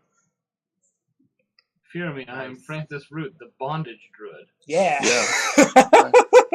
Just like a big ball gag appears and goes. Boop. That's the Gordleshi's head. Yeah. It's a walnut. Oh, Got Right. two out. Donald, what are you doing? And bless the nut, a walnut. I go to the sound of a battle with the party. Poe can definitely agree with his nature abilities. Fair enough. Sarah, you got anything you want to do? Yeah, I'm still moving with the group. I guess at this point I'd unsheath my weapon. Fair enough. Pogue? um, You guys, I should say, everyone who's not Zandu is aware that there's a kitsune flying behind you who's very drunk. okay. Oh my god! Is there? I already know that because I'm the one who got her to follow us. Right, I said everybody who's not Zandu. Oh, Right. Lucia's impressed how she can maintain her balance being drunk. The way you did say that it did imply that Zandu did not see it. Oh, my bad. Derp. Yeah. It's like, Right. well, where'd you go? It's actually a figment of Zandu's imagination, and I'm playing into the Dimension of Dreams thing. Oh, that would have been Okay. really good. I should have done that. Anyway, go ahead, Van. You have the floor. It'd be like So is Snuffy there- from Sesame Street. Go, Van. So, is there any vantage point or anything like that Pogue could hop up onto?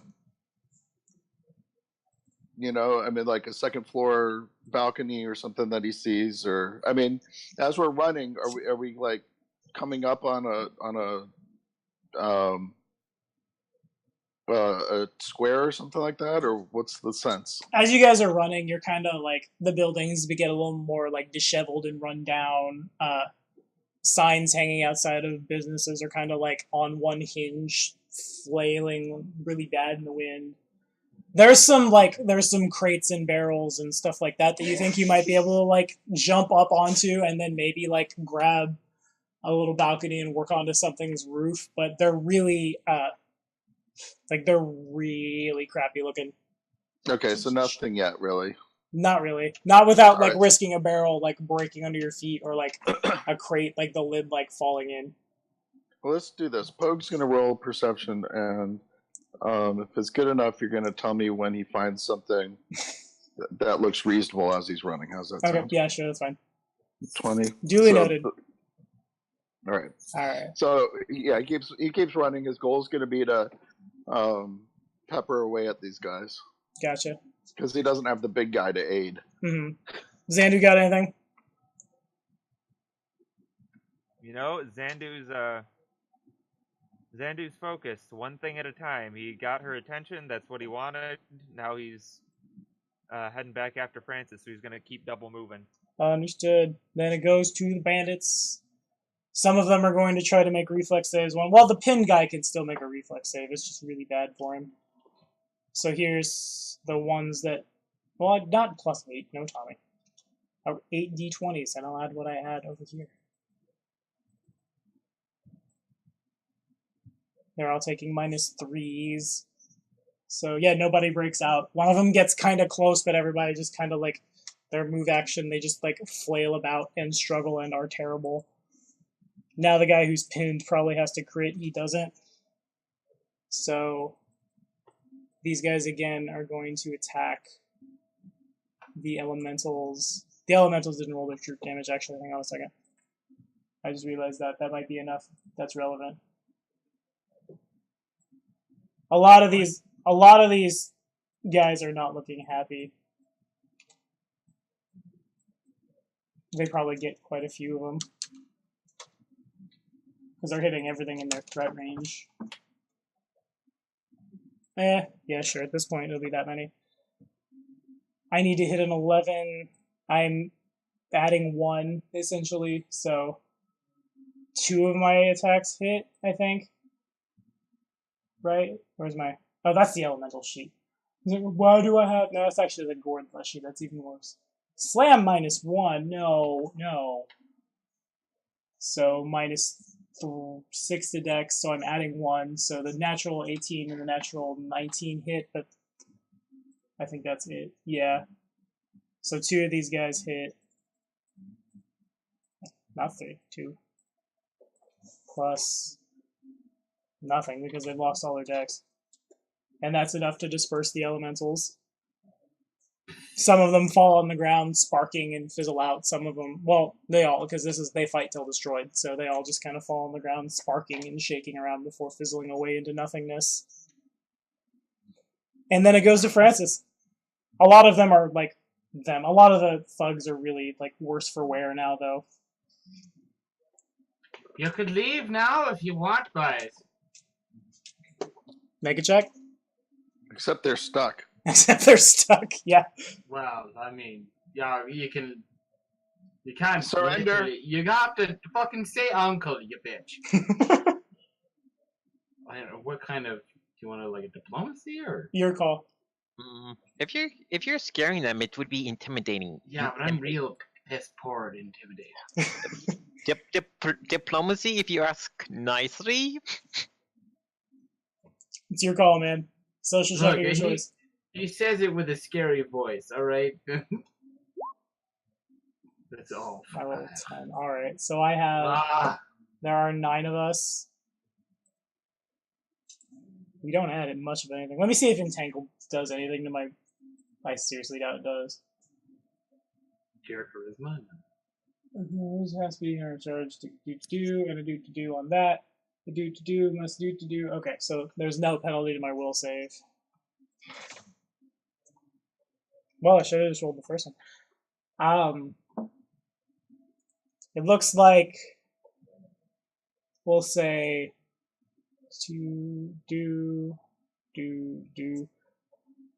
A couple of them throw down their weapons and surrender. One of them like starts to, but the guy next to him just kind of like looks at him with like just staring daggers at his friend, and his friend gets it in his head that like he can either kill the old man, loot his body, go sell it to whatever fence, and live to fight another day, or he can run away, and then that other cut purse will find him later. So we will reduce it by 1, 2, 3 people have decided to leave the fight. 3 of them, they can't leave, obviously, but 3 of them throw down their weapons and surrender. Yeah, they've Probably given up the ghost. the 3 weakest will do so. Do I still have like an attack? Yeah, we'll call that a free action. Okay. I'm gonna sling that natural 20. Okay. Oh wow! I finally didn't roll a 1 for damage. That's new. You did, and that is enough to do the same thing again. Just like, well, no, that's boring. Where else can we hit someone with a rock from a sling and kill them? I'm The gonna walnuts. right in the walnuts The walnut. to death. I'm gonna say Hit him in the nuts. He has a heart attack. Between the ribs. Between the ribs. yeah. Okay, there we go. Throat collapses esophagus. Yeah, I like that one better. You crush his throat, and he just like falls over into the plants. No, I won't take no fucking flippant looks or sassy back nonsense. Anything else?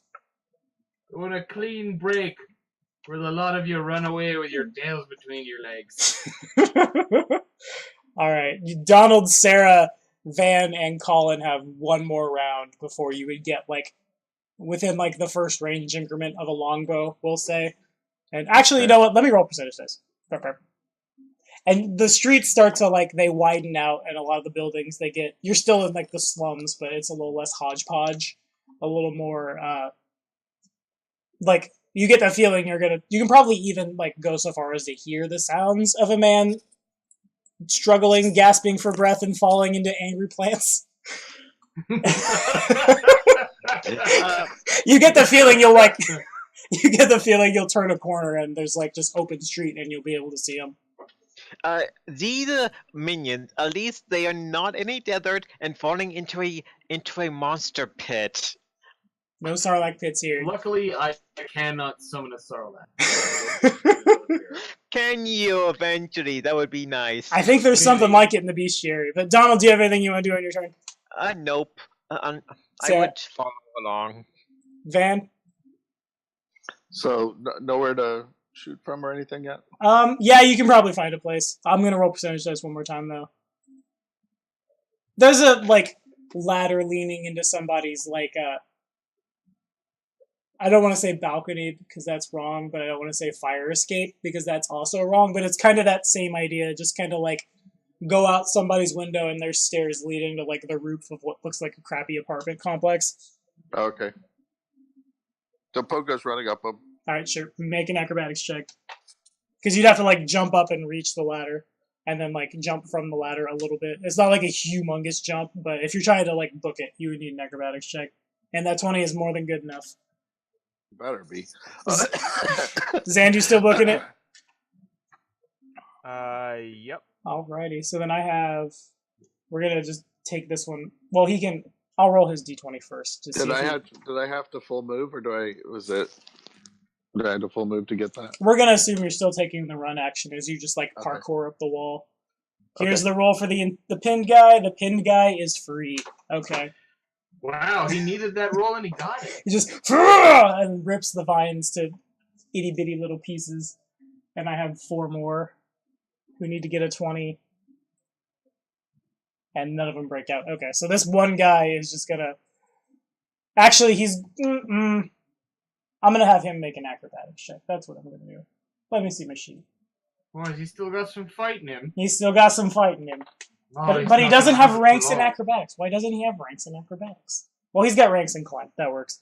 I'm going to say he moves over to, like I had described to Van, there's kind of like a ladder leaning into somebody's, like, platform out a window to work up into like, on top of a crappy apartment, and he just kind of, like, grabs the top of the ladder and, like, almost, like, bear crawls his way up, and then grabs another, the bit of the balcony and pulls himself up there. As he does this, you can tell this guy is probably not entirely human because of how fast he's able to climb. He's not, like, stopping and like observing proper safety procedures as he moves up the ladder. He's just like, He must be halfling.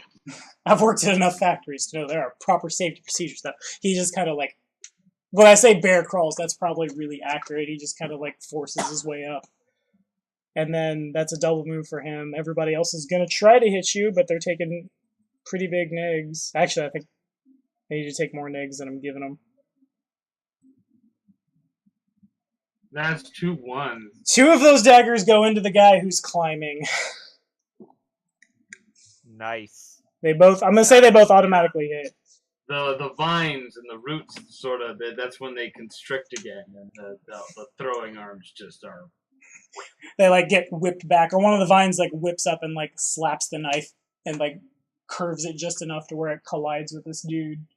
And I'm so good at magic. You're so good at magic. He does not look happy. He, in a language you don't understand, he begins. Well, what languages do you speak? I shouldn't assume. Just tell me the language. Arcadian? No. Okay. So it sounds, as he like turns around, the hood that he's wearing falls down, and the man is very like brown, almost red skinned. He has like 2 red lines under both of his eyes on his cheeks that you can't tell if it's war paint or if like he carved them into his face. He has a really disheveled looking mohawk flop down around the side of his face, but you also notice his shoulders are a lot more broad than you would expect just some random human living in the slums to be, and he's also like, he kind of walks with a bit of a hunch. Does he have pointed teeth? You're not sure. Actually, make a perception check.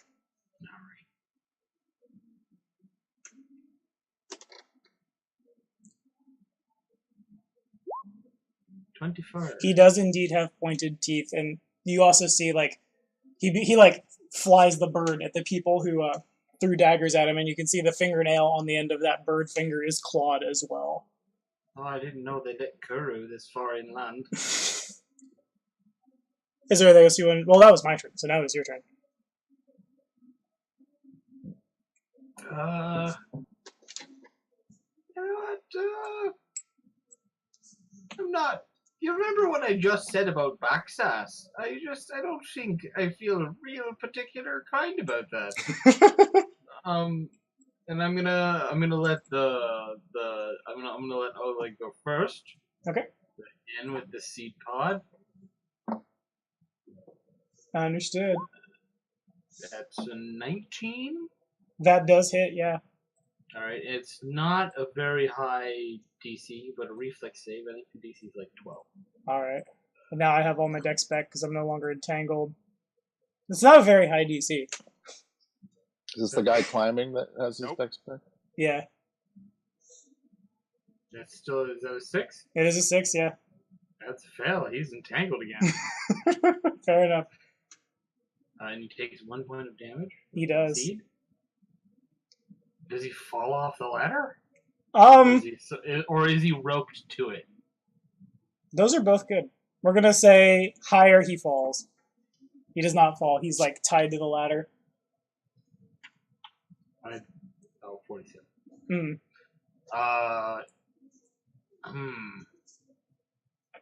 Well, now, I have to ask myself, do I make an example of him, or do I let the embarrassment do it for me?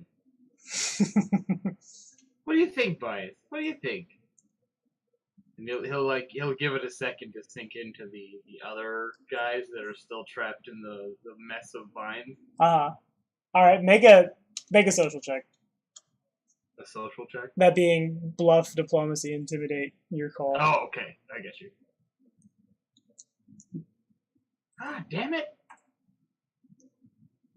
2 of them think that at this point, they're probably beyond words. They've seen a lot of their friends get their body parts crushed to death, so they're probably just, like, growling at you and, like, getting ready to throw another dagger. But one of them, I'm trying to do a voice, but I'm gonna drift right over into Francistown. Yeah, fuck it, he can be from Francistown. Let the boss go, why don't ya? He's gone through enough, look at him, he's on death's door! The other two are more concerned with putting daggers through your throat and the throat of your leshies don't have throats. The throat apparatus of your leshy. Throat apparatus. Yes. When he makes a mock shock gesture, he puts his hand into his mouth. He says, "Oh dear, the boss, you say? The boss, and he's stuck on a ladder."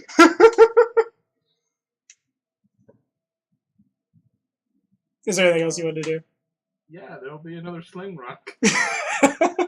I don't think I've ever seen anybody be this successful with sling rocks. But then again, the only other time I've seen sling rocks have been my first ever session.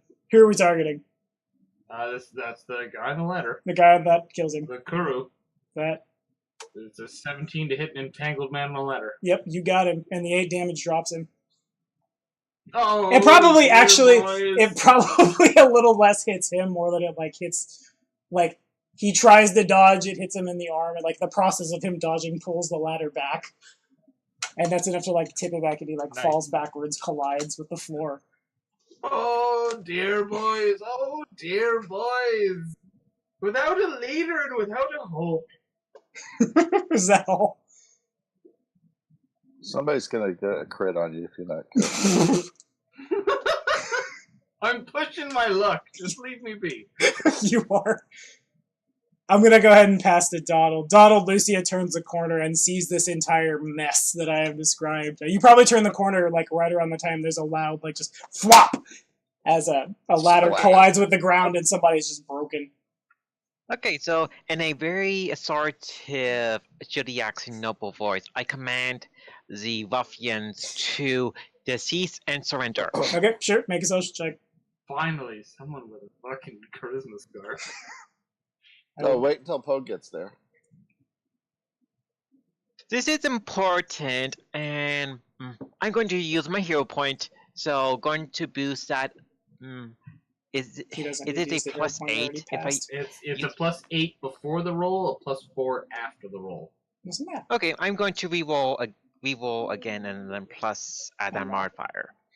No, you can't do both. Yeah. I'm sorry. Oh yeah, I forget. Yeah, I'm just going to re-roll again. Well, the plus 4 would bump you up to a 19. So, and 19 would. Yeah, I'm going to take the 19 then. Alright, the 19 passes, they surrender. We will turn off initiative, and it's around this time that Sarah Pogue, Emeritus Pogue, Zandu, and a strange, very drunken Kitsune turn the corner and see this mess. Pogue's already up in a thing. He's seen everything. Oh, yeah, fair enough, that's true. Okay. Zandu looks at this mess, looks at Francis, looks back at the mess, looks at Francis, and goes, "Well, someone's been practicing." Excellent job. Good to see my craft skills paid off. Oh, dearie me, Lucia, you're a proper lifesaver. I thought they were gonna kill me. Zandu laughs at this. If you want to get super technical, that was CR. They were 10 guys. They were CR1, I think. Let me find a table. I'm just, for my own sanity here. They were... Oh, that wasn't that big of a fight. Okay, never mind. That was well within your ability to win. My bad. Continue. These ruffians, do they have a name, or do we need to get a name from them? At this point, I'm trying to think if the remaining 3 guys don't just, dip out. Well, they can't. They're entangled. CR7 against 1 6th level guy. Yeah. I mean, I'm like a CR5. Yeah, I was fine. So these guys, the 3 of them, they look like they're trying to, dip out into the nearest alley, but they can't. Because oh, boys. Pogue yells down, "I've got him covered." You guys... Boys, you should have ran when you had the chance, boys. Because now you have to crawl. The ruffians here, which one is the leader of them? Or you mean that dead one over there on the ground? Well, they can move. They're not that entangled. Entangled is just half speed, so these guys are like picking their way through the like massive radius of like plant matter that is actively trying to stop them. One of them is pinned. One of them is just like, no, the pinned guy broke out, tried to climb a ladder, and then the ladder fell on him, and then he died. and then he died. Yeah, fair enough. Okay. Okay, I'm going to begin to ask these ruffians nicely. Why did you attack my friend? And I'm going to do it in a friendly but in a very intimidating fashion. That sounds like an intimidate check to me.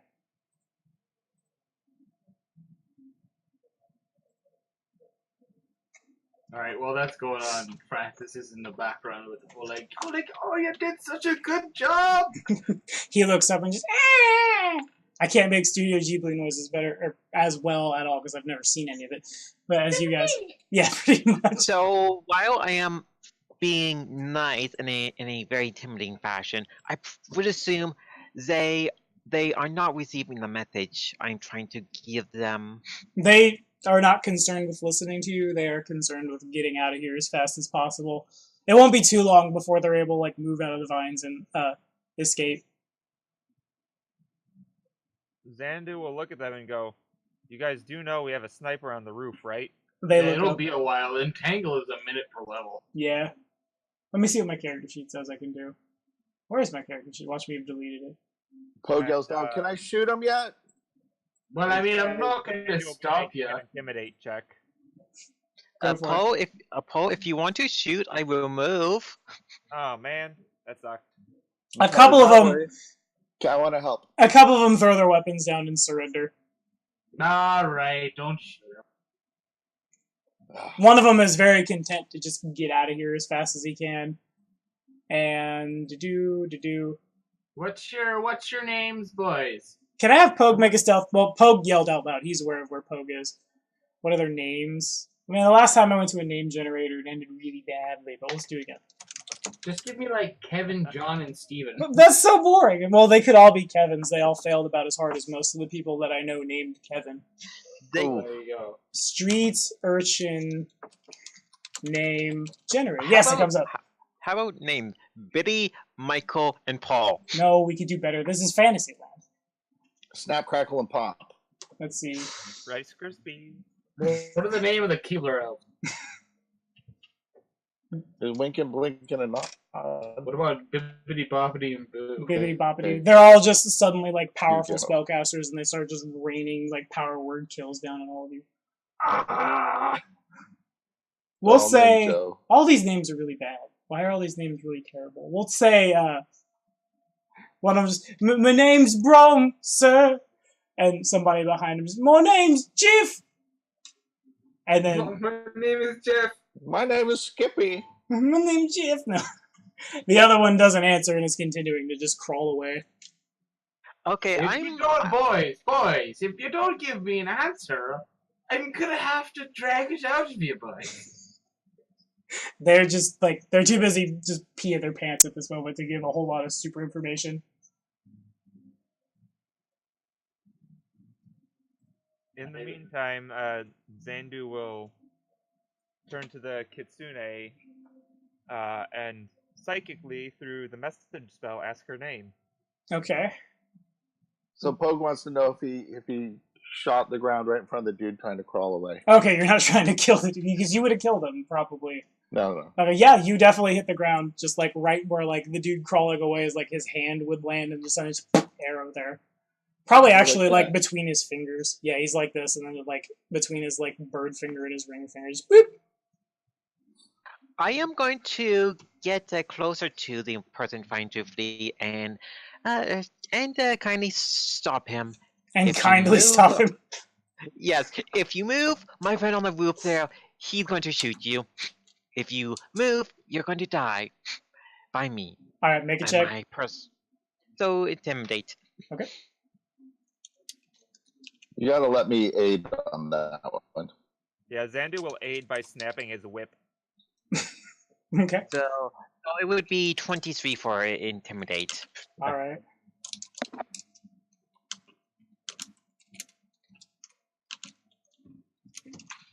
28 by me. So Van, that's- did you want to add? Van? Oh yeah. Good lord. And that's a +4 from me. So he's Okay, about guys. the dude's about to sell out his mom, I feel like. Okay, so I'm sitting over here so with my like +5 to diplomacy, and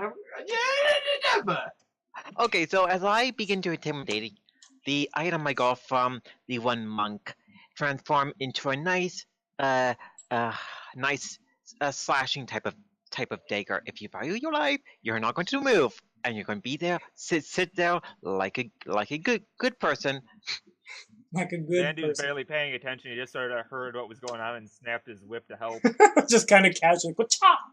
The bandit stops. He's not a bandit. We're not on the highway. He's a cut purse. He stops and just kind of like, he doesn't like sit on his butt, but he kind of just like adopts like the prayer position, I guess, on like his hands and knees. Just, please don't kill me. We're just trying to make a quick buck. We found your friend here. He looked like he might have a little bit of money on him. What with the magical clothing and the funny-looking plant monster thing. oh my god, he's not a monster. And what is he? He's my son. He's your son. Your son killed my cousin. Your cousin shouldn't have fucking attacked me, no should he? The man just kind of like falls into like terrible crying, like bad man crying. Just, Oh, you know what? Blubbering. I'm not gonna feel sorry for him. I'm gonna tell Blubbering. you right. He's blubbering. This is not how I thought today's session would go, but I'm okay This with ain't it. no blubbering man's gonna come in here and tell me I should feel bad about a man who tried to cut my throat to take the money out of my pockets. He's too far gone to reply. Just, please, sir. So, Just let me go back to my family. Oh, I'm not gonna kill him. so, There's no so intention of killing him. Doug's like, hey, why are we here again? We are Wait, here. wait, what's the third one's name? I got a Brahm and a Jeff. A Brahm and a Jeff and all these names are really, really bad. They came up in this. They can be bad. They're random NPCs who I plan to come back to later because they owe me their lives. All right, fair enough. The third one just in between his terrible man sobbing. Just, who names? All these names are bad. I don't get it. How do I even pronounce what? I'm gonna put this one in chat because how do I pronounce this name? Rain is an excellent name. His name is that came up in the. Okay. Let me. Sandaulum. Yeah, that's his name. His name is Fododulum. I like Rames better, but Yeah, alright. this- Sandaulum. This guy's like a half elf or something. I don't know. Sandaulum. It's a good thing they're not all Irish names. Good luck pronouncing that. That one might as well be. Just throw some Oh, like G's that's and Y's. a Gaelic name. You don't pronounce half of those fucking letters. I tell you right now. Oh yeah, no, I know. Zandu is still waiting on a name here. I sent it to you. Bandit loom. Where'd you send it? I whispered It's, it. it's in the Roll20 chat. Yeah, I whispered it to Colin. Except everybody saw Oh. Bandit loom. Bandundun. Oh, you whispered it. That's why I didn't see it. I thought that was something else. Nope, that's It's it. a different color. It's weird. Ah, fair enough. Okay. All right. So the bandits continue to just cry and grovel, and even like Oleg and Just Francis. like- Oleg and Francis would notice that there's a really drunk Kitsune has like followed the party. Raid continues to just look down his nose at everything. Yumil looks like lost rich boy in the poor town. Yumil's the one who should have failed the teleportation mishap because he's an easy mark with much more gold. The big Olfin man continues to just like Wait, he scan the has horizon. gold that we paid for the spell? Dun dun dun. No, he doesn't. Wouldn't that be funny? The Olfin man sure does, though. Yeah. Yeah, he does. Yeah, that Olfin dude's loaded, but He I'm is- not about to try and convince him to pay me the I'm not- 1,000 gold I lost. Yeah, I'm not from his shaking him skull. down for change. I know you and your NPCs that have 24 levels of PC classes. Oh, they do. Awful. So, what do we want to do with these ruffians exactly? Nothing. We're here to get rid of your cousin. They just at the wrong place at the wrong time. Yeah, unfortunately, Brahm, Jeff, and Zandu here are just in my pocket for the rest of their lives. Rough. I'm a druid. It's entirely possible I'll never come back for your help, but I might. I'm just now realizing I should have made them dwarf children. Oh well. No, you can't play to my heartstrings like that. That's not fair. Perhaps later. But what are you guys doing? Well, we did came to this part of the city to find our misplaced ally. So we have him and turn around to the prince and say, okay, we've had our fun. Where do we go? He shrugs.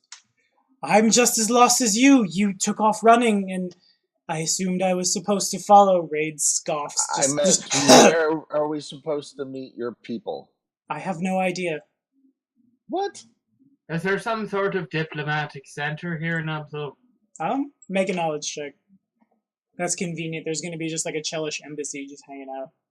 Well, you would think so. I am going to help in the war, so I would assume I've been to the city before, so I would have a bit of a bonus to my geography roll. Okay, fair enough. It wouldn't be geography, though. We don't need to know like where the mountain is on the island. We just need to know if there's an embassy on that mountain, so it's probably local. Oh, I don't have local. I do have geography.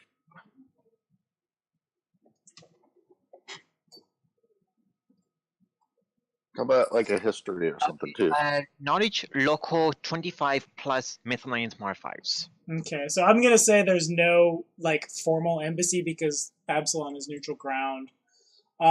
If you're meeting somebody, especially like you assume that the party is well armed that you're meeting, you assume like they're probably being detained at the docks or some similar like teleportation helipad type apparatus because they're not going to let like neutral ground is one thing, we'll sell to anybody is one thing, but march an army through Absalom is entirely another. So you imagine like if this guy came with any kind of escort, like I said, docks, teleportation pad, something of that nature. If it's more clandestine, it might just be like you turn the corner and there they are.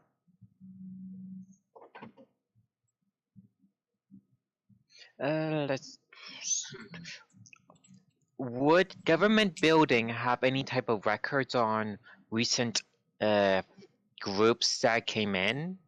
It's possible, but like the amount of bureaucratic red tape you would have to cut through to find it is probably just extraordinary. Oh, come on. We got a halfling courtesan? The extraordinariness might be cut. Extraordinariness is not a word, but I'm gonna keep it. It might be cut down by a little bit, but not a whole lot. It's again, there's probably a lot going on.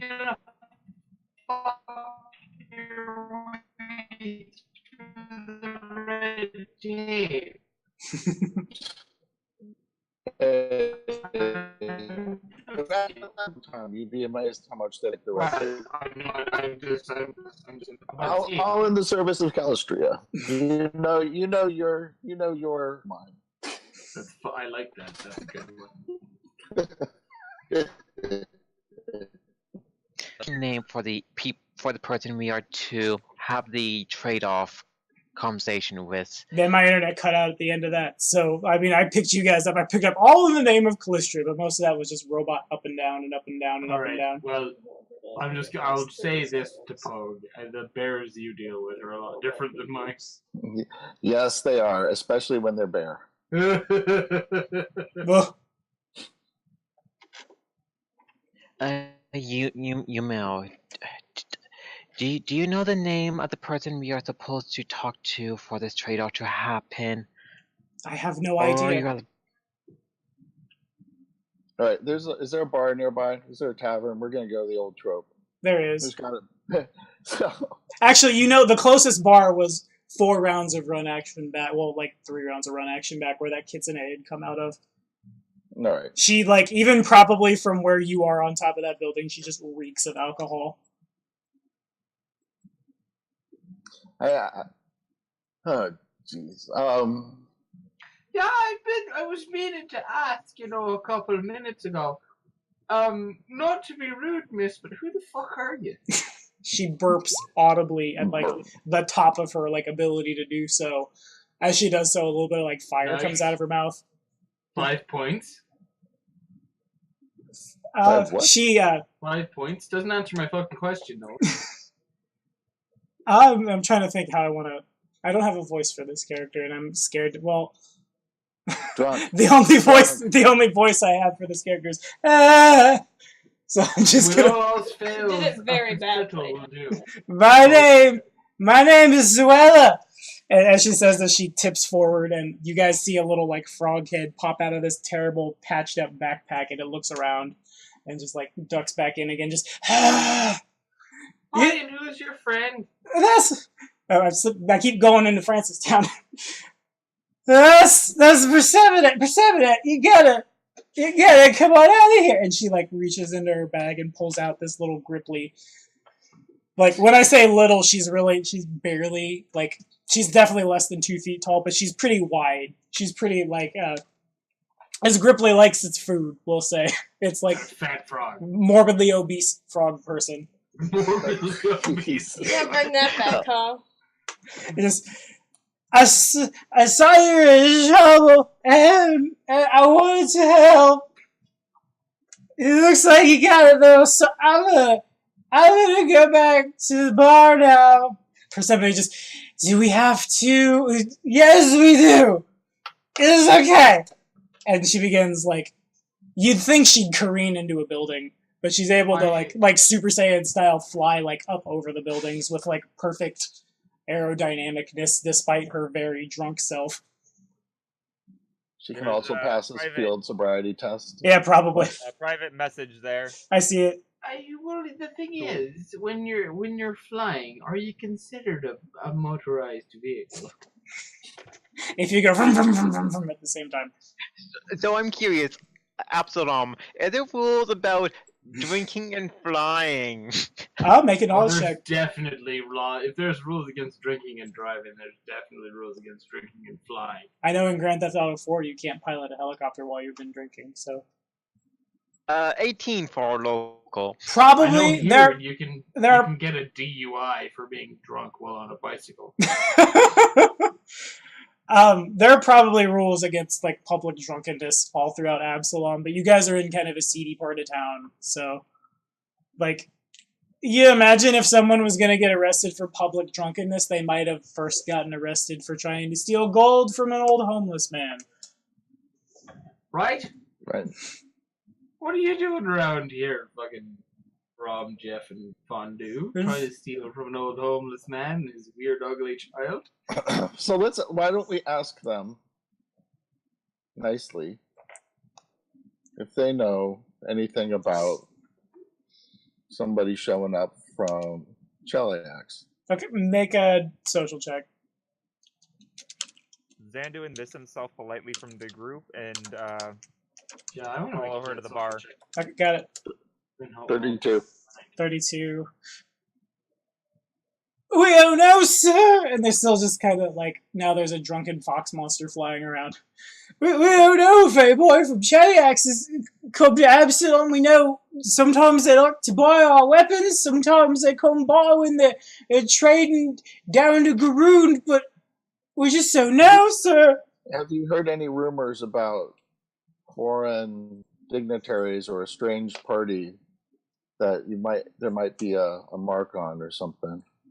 I kind of want to walk over and pick up some of the nasty, rusty old weapons they tried to assault with. Okay. Be like, they paid for these. I don't believe that. I'm going to do a appraise check to see what their actual worth is. I'm just going off of Tommy's description of them. Yeah, these guys are all carrying a club, like perhaps like 10 daggers, and some of them have a sap. That's all they have on them. They're not even wearing armor. So who would know pay around good money here? for these, and all I have is like in a stick. You ask about the local marks, you just, you could sure go over to the tavern, sir, or maybe go closer to the docks, closer to the nicer parts of town. You look like you just teleported in here. Perhaps you could go back that way.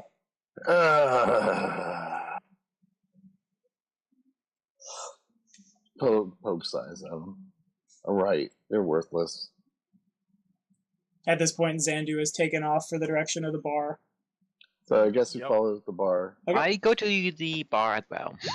The bars, they're usually more reliable information sources. So you go to the bar.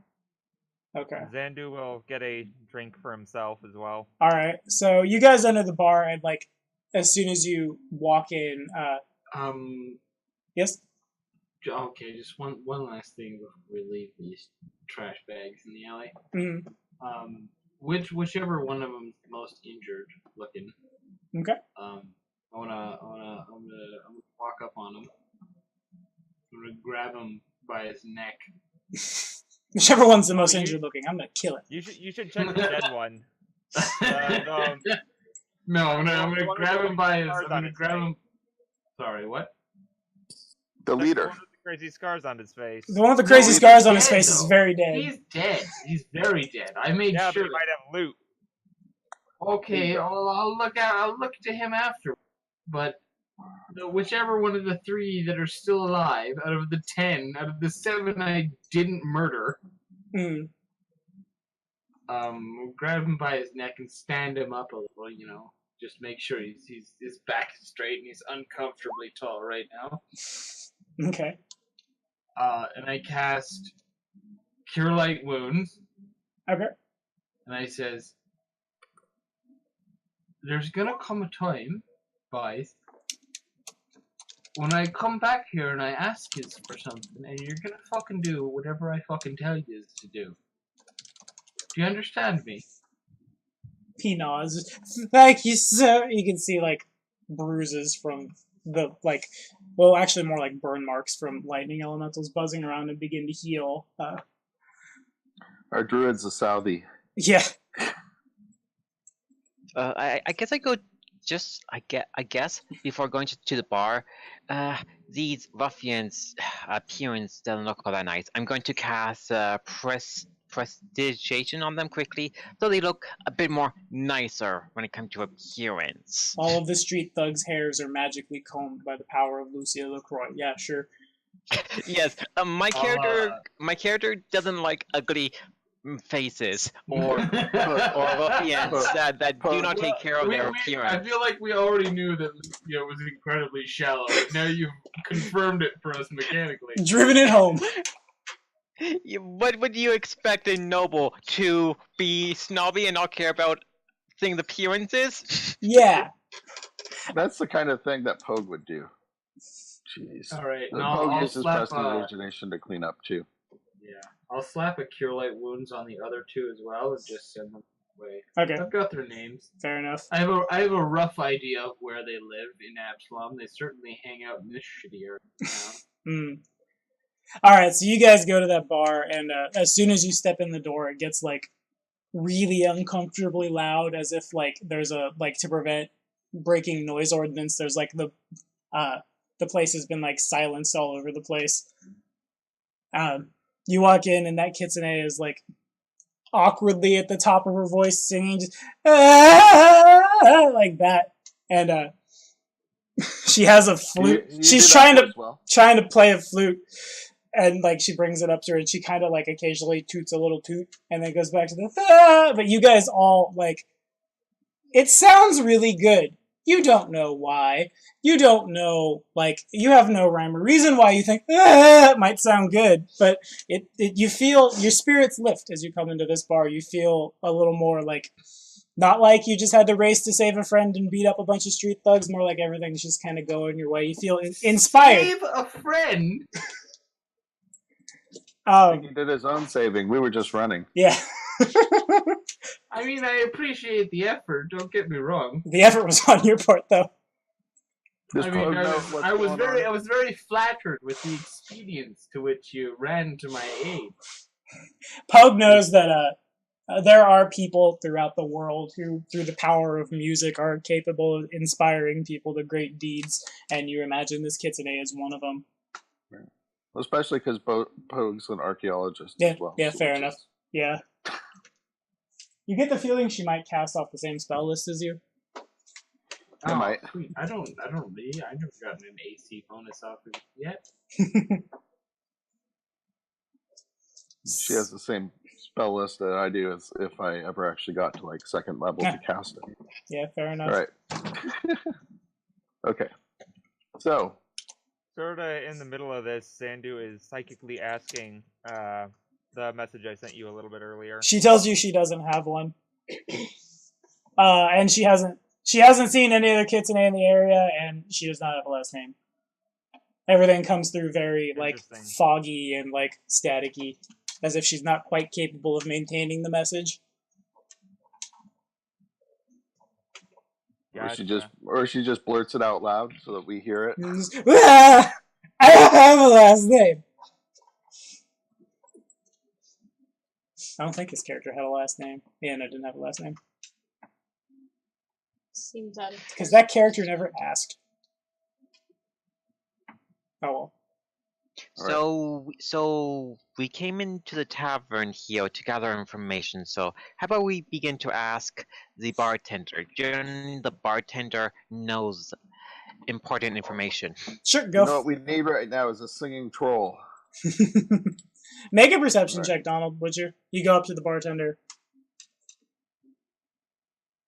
Natural 20. Natural 20. Okay. I see all. You do see all. So what I'm going to do is you go and you sit up at the bar and you begin to like, I'm going to break out another random table for what race that bar is. He is what race that bar is, what race the bartender is. The bar is actually a mimic. He eats you for breakfast. Now the bartender is, we'll say that bartender kind of looks like a construct, like a really, really humanoid, like a clay golem, we'll say. It kind of like, as you talk to it, the bartender, like you can see kind of like ley lines of magic throughout its body. Begin to like, that's what causes its arms to move and what causes its jaw to move and things like that. But as you get up there, before you are able to pose your question, there's a man who's hooded. I'm going to classic RPG tropes, I guess. But there's a hooded man sitting up at the bar, and you kind of like, you don't try to sit next to him, but that's the open seat and you sit next to him and he looks over. I'll put his token on the board and I will give Donald the right to name this NPC because I didn't see it in Donald's backstory. Clark Gable. Not Clark Gable because it is Lucia's father. Okay. Let's go with I'm bad with how about Caleb the third von LaCroix? von yeah. All right, his name is McCaleb. He looks up and just, well, I didn't think you would come. I was supposed to come here. He stands up, not like offendedly stands up, but he stands up and he turns around. This is probably around the time the big elfin man is, even though he's shrunk down, he still has to like duck down to get under like the frame of the door. He sees Yumil, he sees Raid, he sees the elfin. He looks back at you. I'm surprised you brought Yumil back here. I saw what the accuser recorded, and it was not hard for me to tell that there would be some form of treachery. But I am happy to see you again. Now, we hear in Cheliax that you've become involved with the cult of the Dawnflower. That is correct. I am trying to help the nation out by making sure I'm trying to advance Cheliax's interest in that part of the world. And you know, in doing so, the House of LaCroix has had to disown you to maintain its own prestige, and should you ever set foot in Cheliax again, Lucia, there's a bounty of 10 million gold on your head. Pogue takes his knife out. Pogue just, more? 10 million for my head? Wow. Zandu sort of hears this, walks up cordially, because this is neutral ground, looks at him and goes, out of curiosity, what is on mine? He doesn't need to roll a check, he knows you. And I have been operating this whole time that Zandu has a trait that says the people of Cheliax don't like him, right? Isn't that the case? Yep. Okay, cool. He looks up and just, It's a drawback, but yes. the seer of Varisia, and he, like, his hand instinctively goes back to where a bastard sword hangs from his back. Were we not on neutral ground, I could avenge the death of many fallen Heldites. Unfortunately, Pogue says, so could I. he is... Zandu says, and I could avenge the death of many fallen friends. What kind of fucking bartender has this? Apparently the bartender doesn't say much until people start throwing shit or something. Again, like the that. bartender, like I described to Lucia, it kind of looks like a construct that has been given life.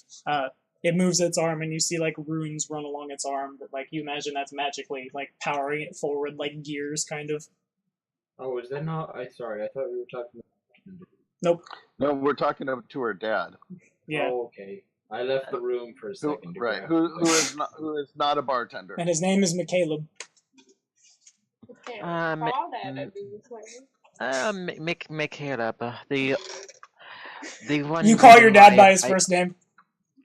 Yes. Okay, got it.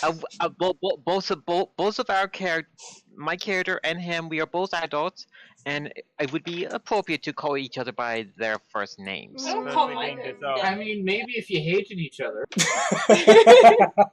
Well, she was disowned by the family, so... I I do mean, not. that's fair. I'm an adult. I don't call my mother Karen. I call her Mum. I do not hate my father. I understand why the family did what they did.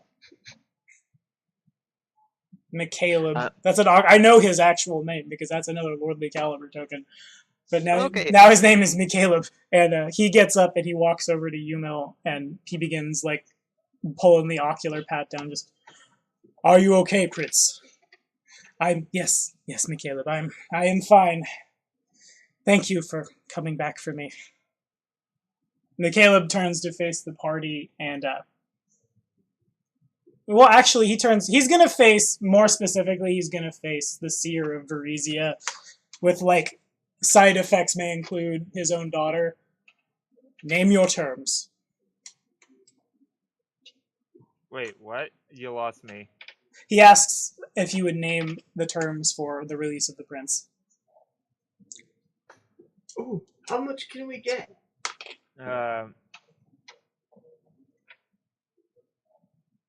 Zandu first looks at Pogue, then looks back and says, I believe Pogue had some terms as well. But as for my terms, I would like aid in retrieving a friend from the world of dreams. Okay.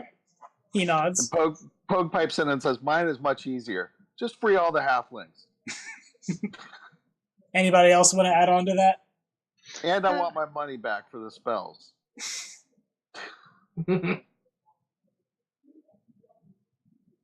I guess, let's see, my character.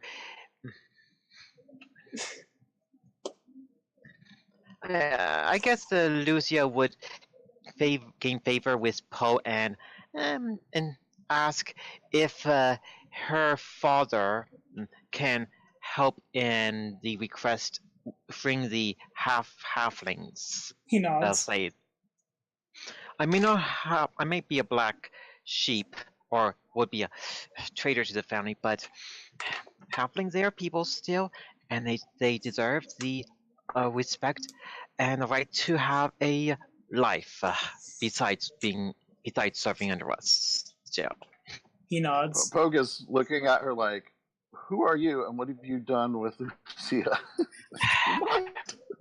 He doesn't say that, he's just alarmed. Like, what? So anyway. Anybody else got anything they want to add on to this? How much is my bounty? How much is your bounty? He looks you over. Who are you again? Oh shit! Go home! I don't even fucking need to be here! just gets the ship back to Usalam, is done.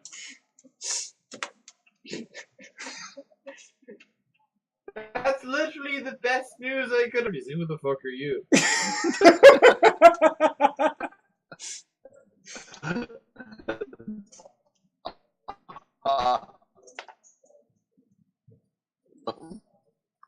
Next End the week, campaign. Just right there. It's done. That's it. He did it. I no longer have to be involved. Yeah. Either way, Zandu also looks back at them and goes, by the way, about the bounty on my head, could you double it, maybe triple it for me? He looks a little aghast, but he nods. Poe's like, I'll kill you myself. Yeah, I mean, I live in the woods, but like, $300,000 is probably doing me a pretty. I could live in a real cabin. He'll live in the best woods. Right. You hold them.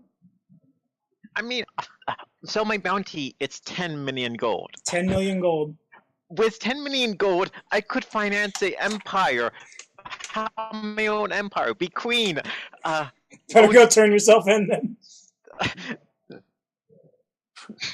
First, I'm not telling anyone this, but first I need to learn the clone spell, clone my body, and then I can cash my body in being someone else. Greater and then- simulacrum. Yes. Yeah, so be someone else, clone my body, and then get the bounty, and live a happy ever after. Game over for Lucia. That sounds dangerous. It What does sound- happens when the clone But- rebels? Well, now we have a whole new campaign right there. That's literally just the next campaign, is the Lucia clone rebels. And Poe mumbles under his breath, but in a sort of a stage, under his breath thing, says, "Finally, a Cheliax noble who's worth something." 10 million gold to be specific. And gives her maybe a little grin for the props on, for the freeing the halflings. Okay. Zandu sort of looks at the Olfin man to make sure he's not gonna try to kill quickly. He just kind of sits there motionless. Sarah, do you have anything you want to add to the terms of the return of the prince?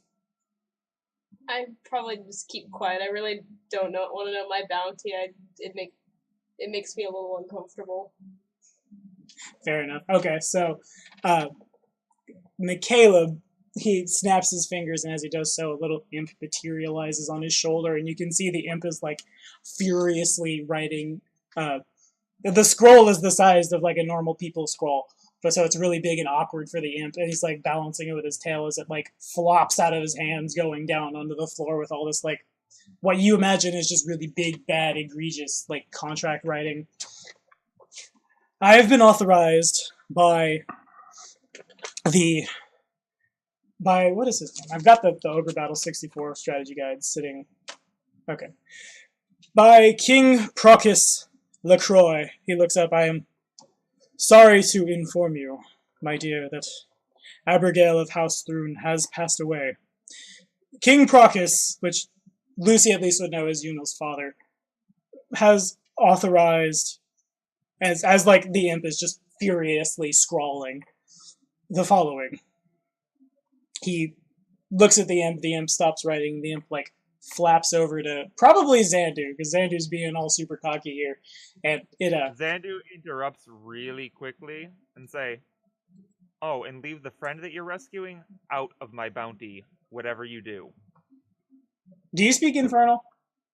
I do. So I do. everybody who I speaks, do not, but I'm talking in Kellish to these two. all right. Well, Kellish you're essentially speaking Farsi to the people who speak German. I know it's really awkward. Really? I thought Kellish was. Kellish is the Middle East. These guys, it's super awkward, but they speak Chelish. Yeah. Then. Thanks, then he's- Paizo.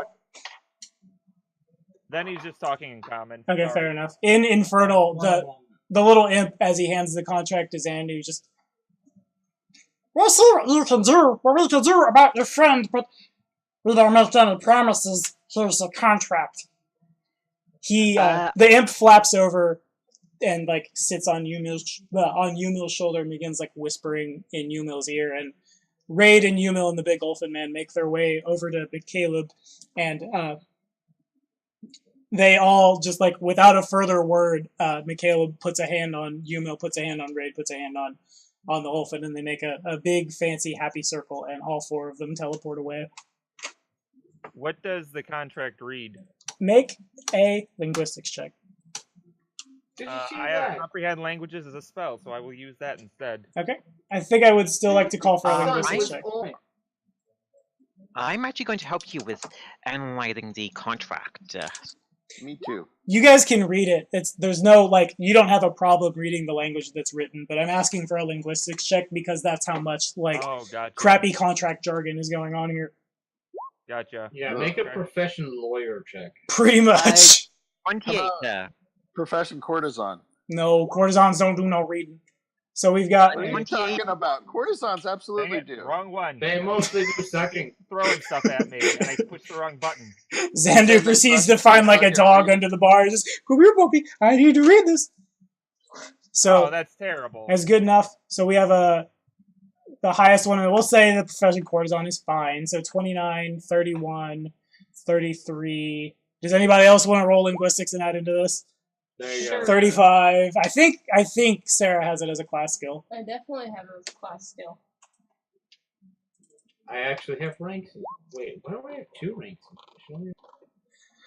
Okay, so 31, 33.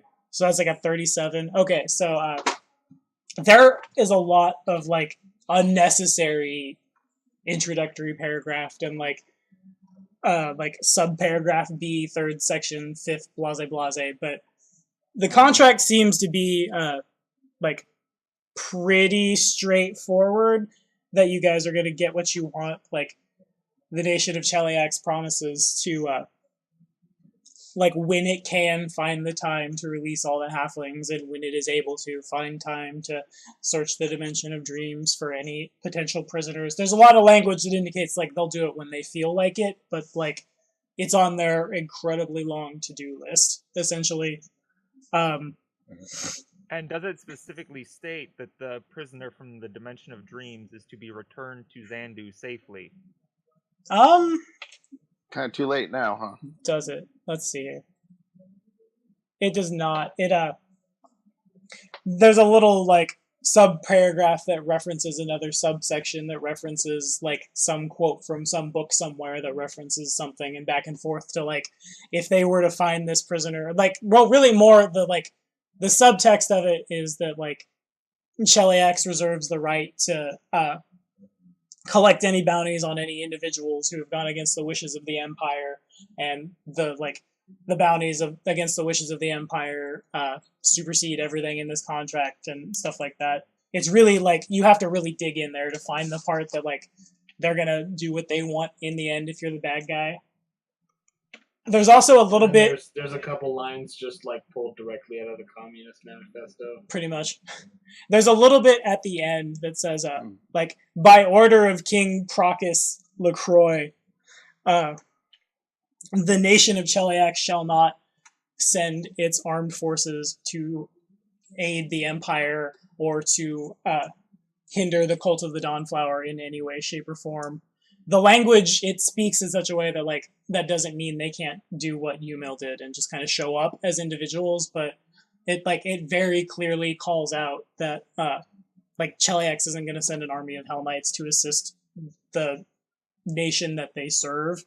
You guys can pull like out of that you get the feeling that this could mean Cheliax intends to declare independence. It could mean that they're taking advantage of the fact that the Empire has a threat on their eastern border. It's pretty unclear, but what is clear is you aren't going to be fighting Hell Knights for a while, if ever, if they intend to keep their word. And you assume they will, because at the bottom there's like all glory to Asmodeus and the little pentagram drawn at the bottom and all that. Zandu looks it over, looks back at the group and says, "I'm sorry, I can't sign this." Well, they're gone, aren't they? They are gone. It's done. It's not signed. There's no blood on it. True. You haven't signed that yet. So the terms are not going to be enacted. As long as you don't sign the paperwork, you're not bound to what's in there. What the what rest of us signatures is signed. it looking for? What is what, Colin? What signatures is it looking for? Yeah, make another linguistics check.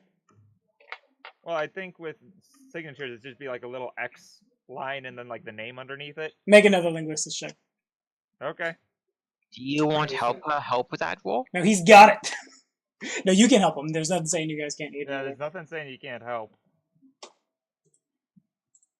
That's better. That's more like it. 31 for linguistics. Okay. Finally having that amount of ranks paid off. So there's a little bit, like, you guys have to piece this one together a lot harder. You have to, like, it kind of feels like the first letter of every third word and every fourth paragraph kind of, like, lines up in a certain way. And you kind of have to, like, Illuminati it to put it together. But basically how it comes out is, like, I don't really speak legal jargon. The contract... You're all dead. You're all dead. Ha ha. The contract explodes. Make a reflex save. No. That would have been good, though. It spells out basically like no parties need sign this contract by being present on, I don't know the Galarian calendar off the top of my head, but like being present on like this 17th day of September, the year 4718 AR, in this bar in Absalom. You consent to follow all terms of the agreement and blah, blah, blah, blah, blah. You say it says silence equals concurrence. More or less, yeah. So, is there any clauses? All parties present for the drafting of said contract and within the bar of said date. So, and having drawn breath. Yeah, if you're breathing, it counts. Go ahead, Donald. So the Unless she's contract. fine. So the contract. So we don't sign it. Plants breathe. Yeah, you guys get the feeling that like there was no signature. It was by being there you had signed.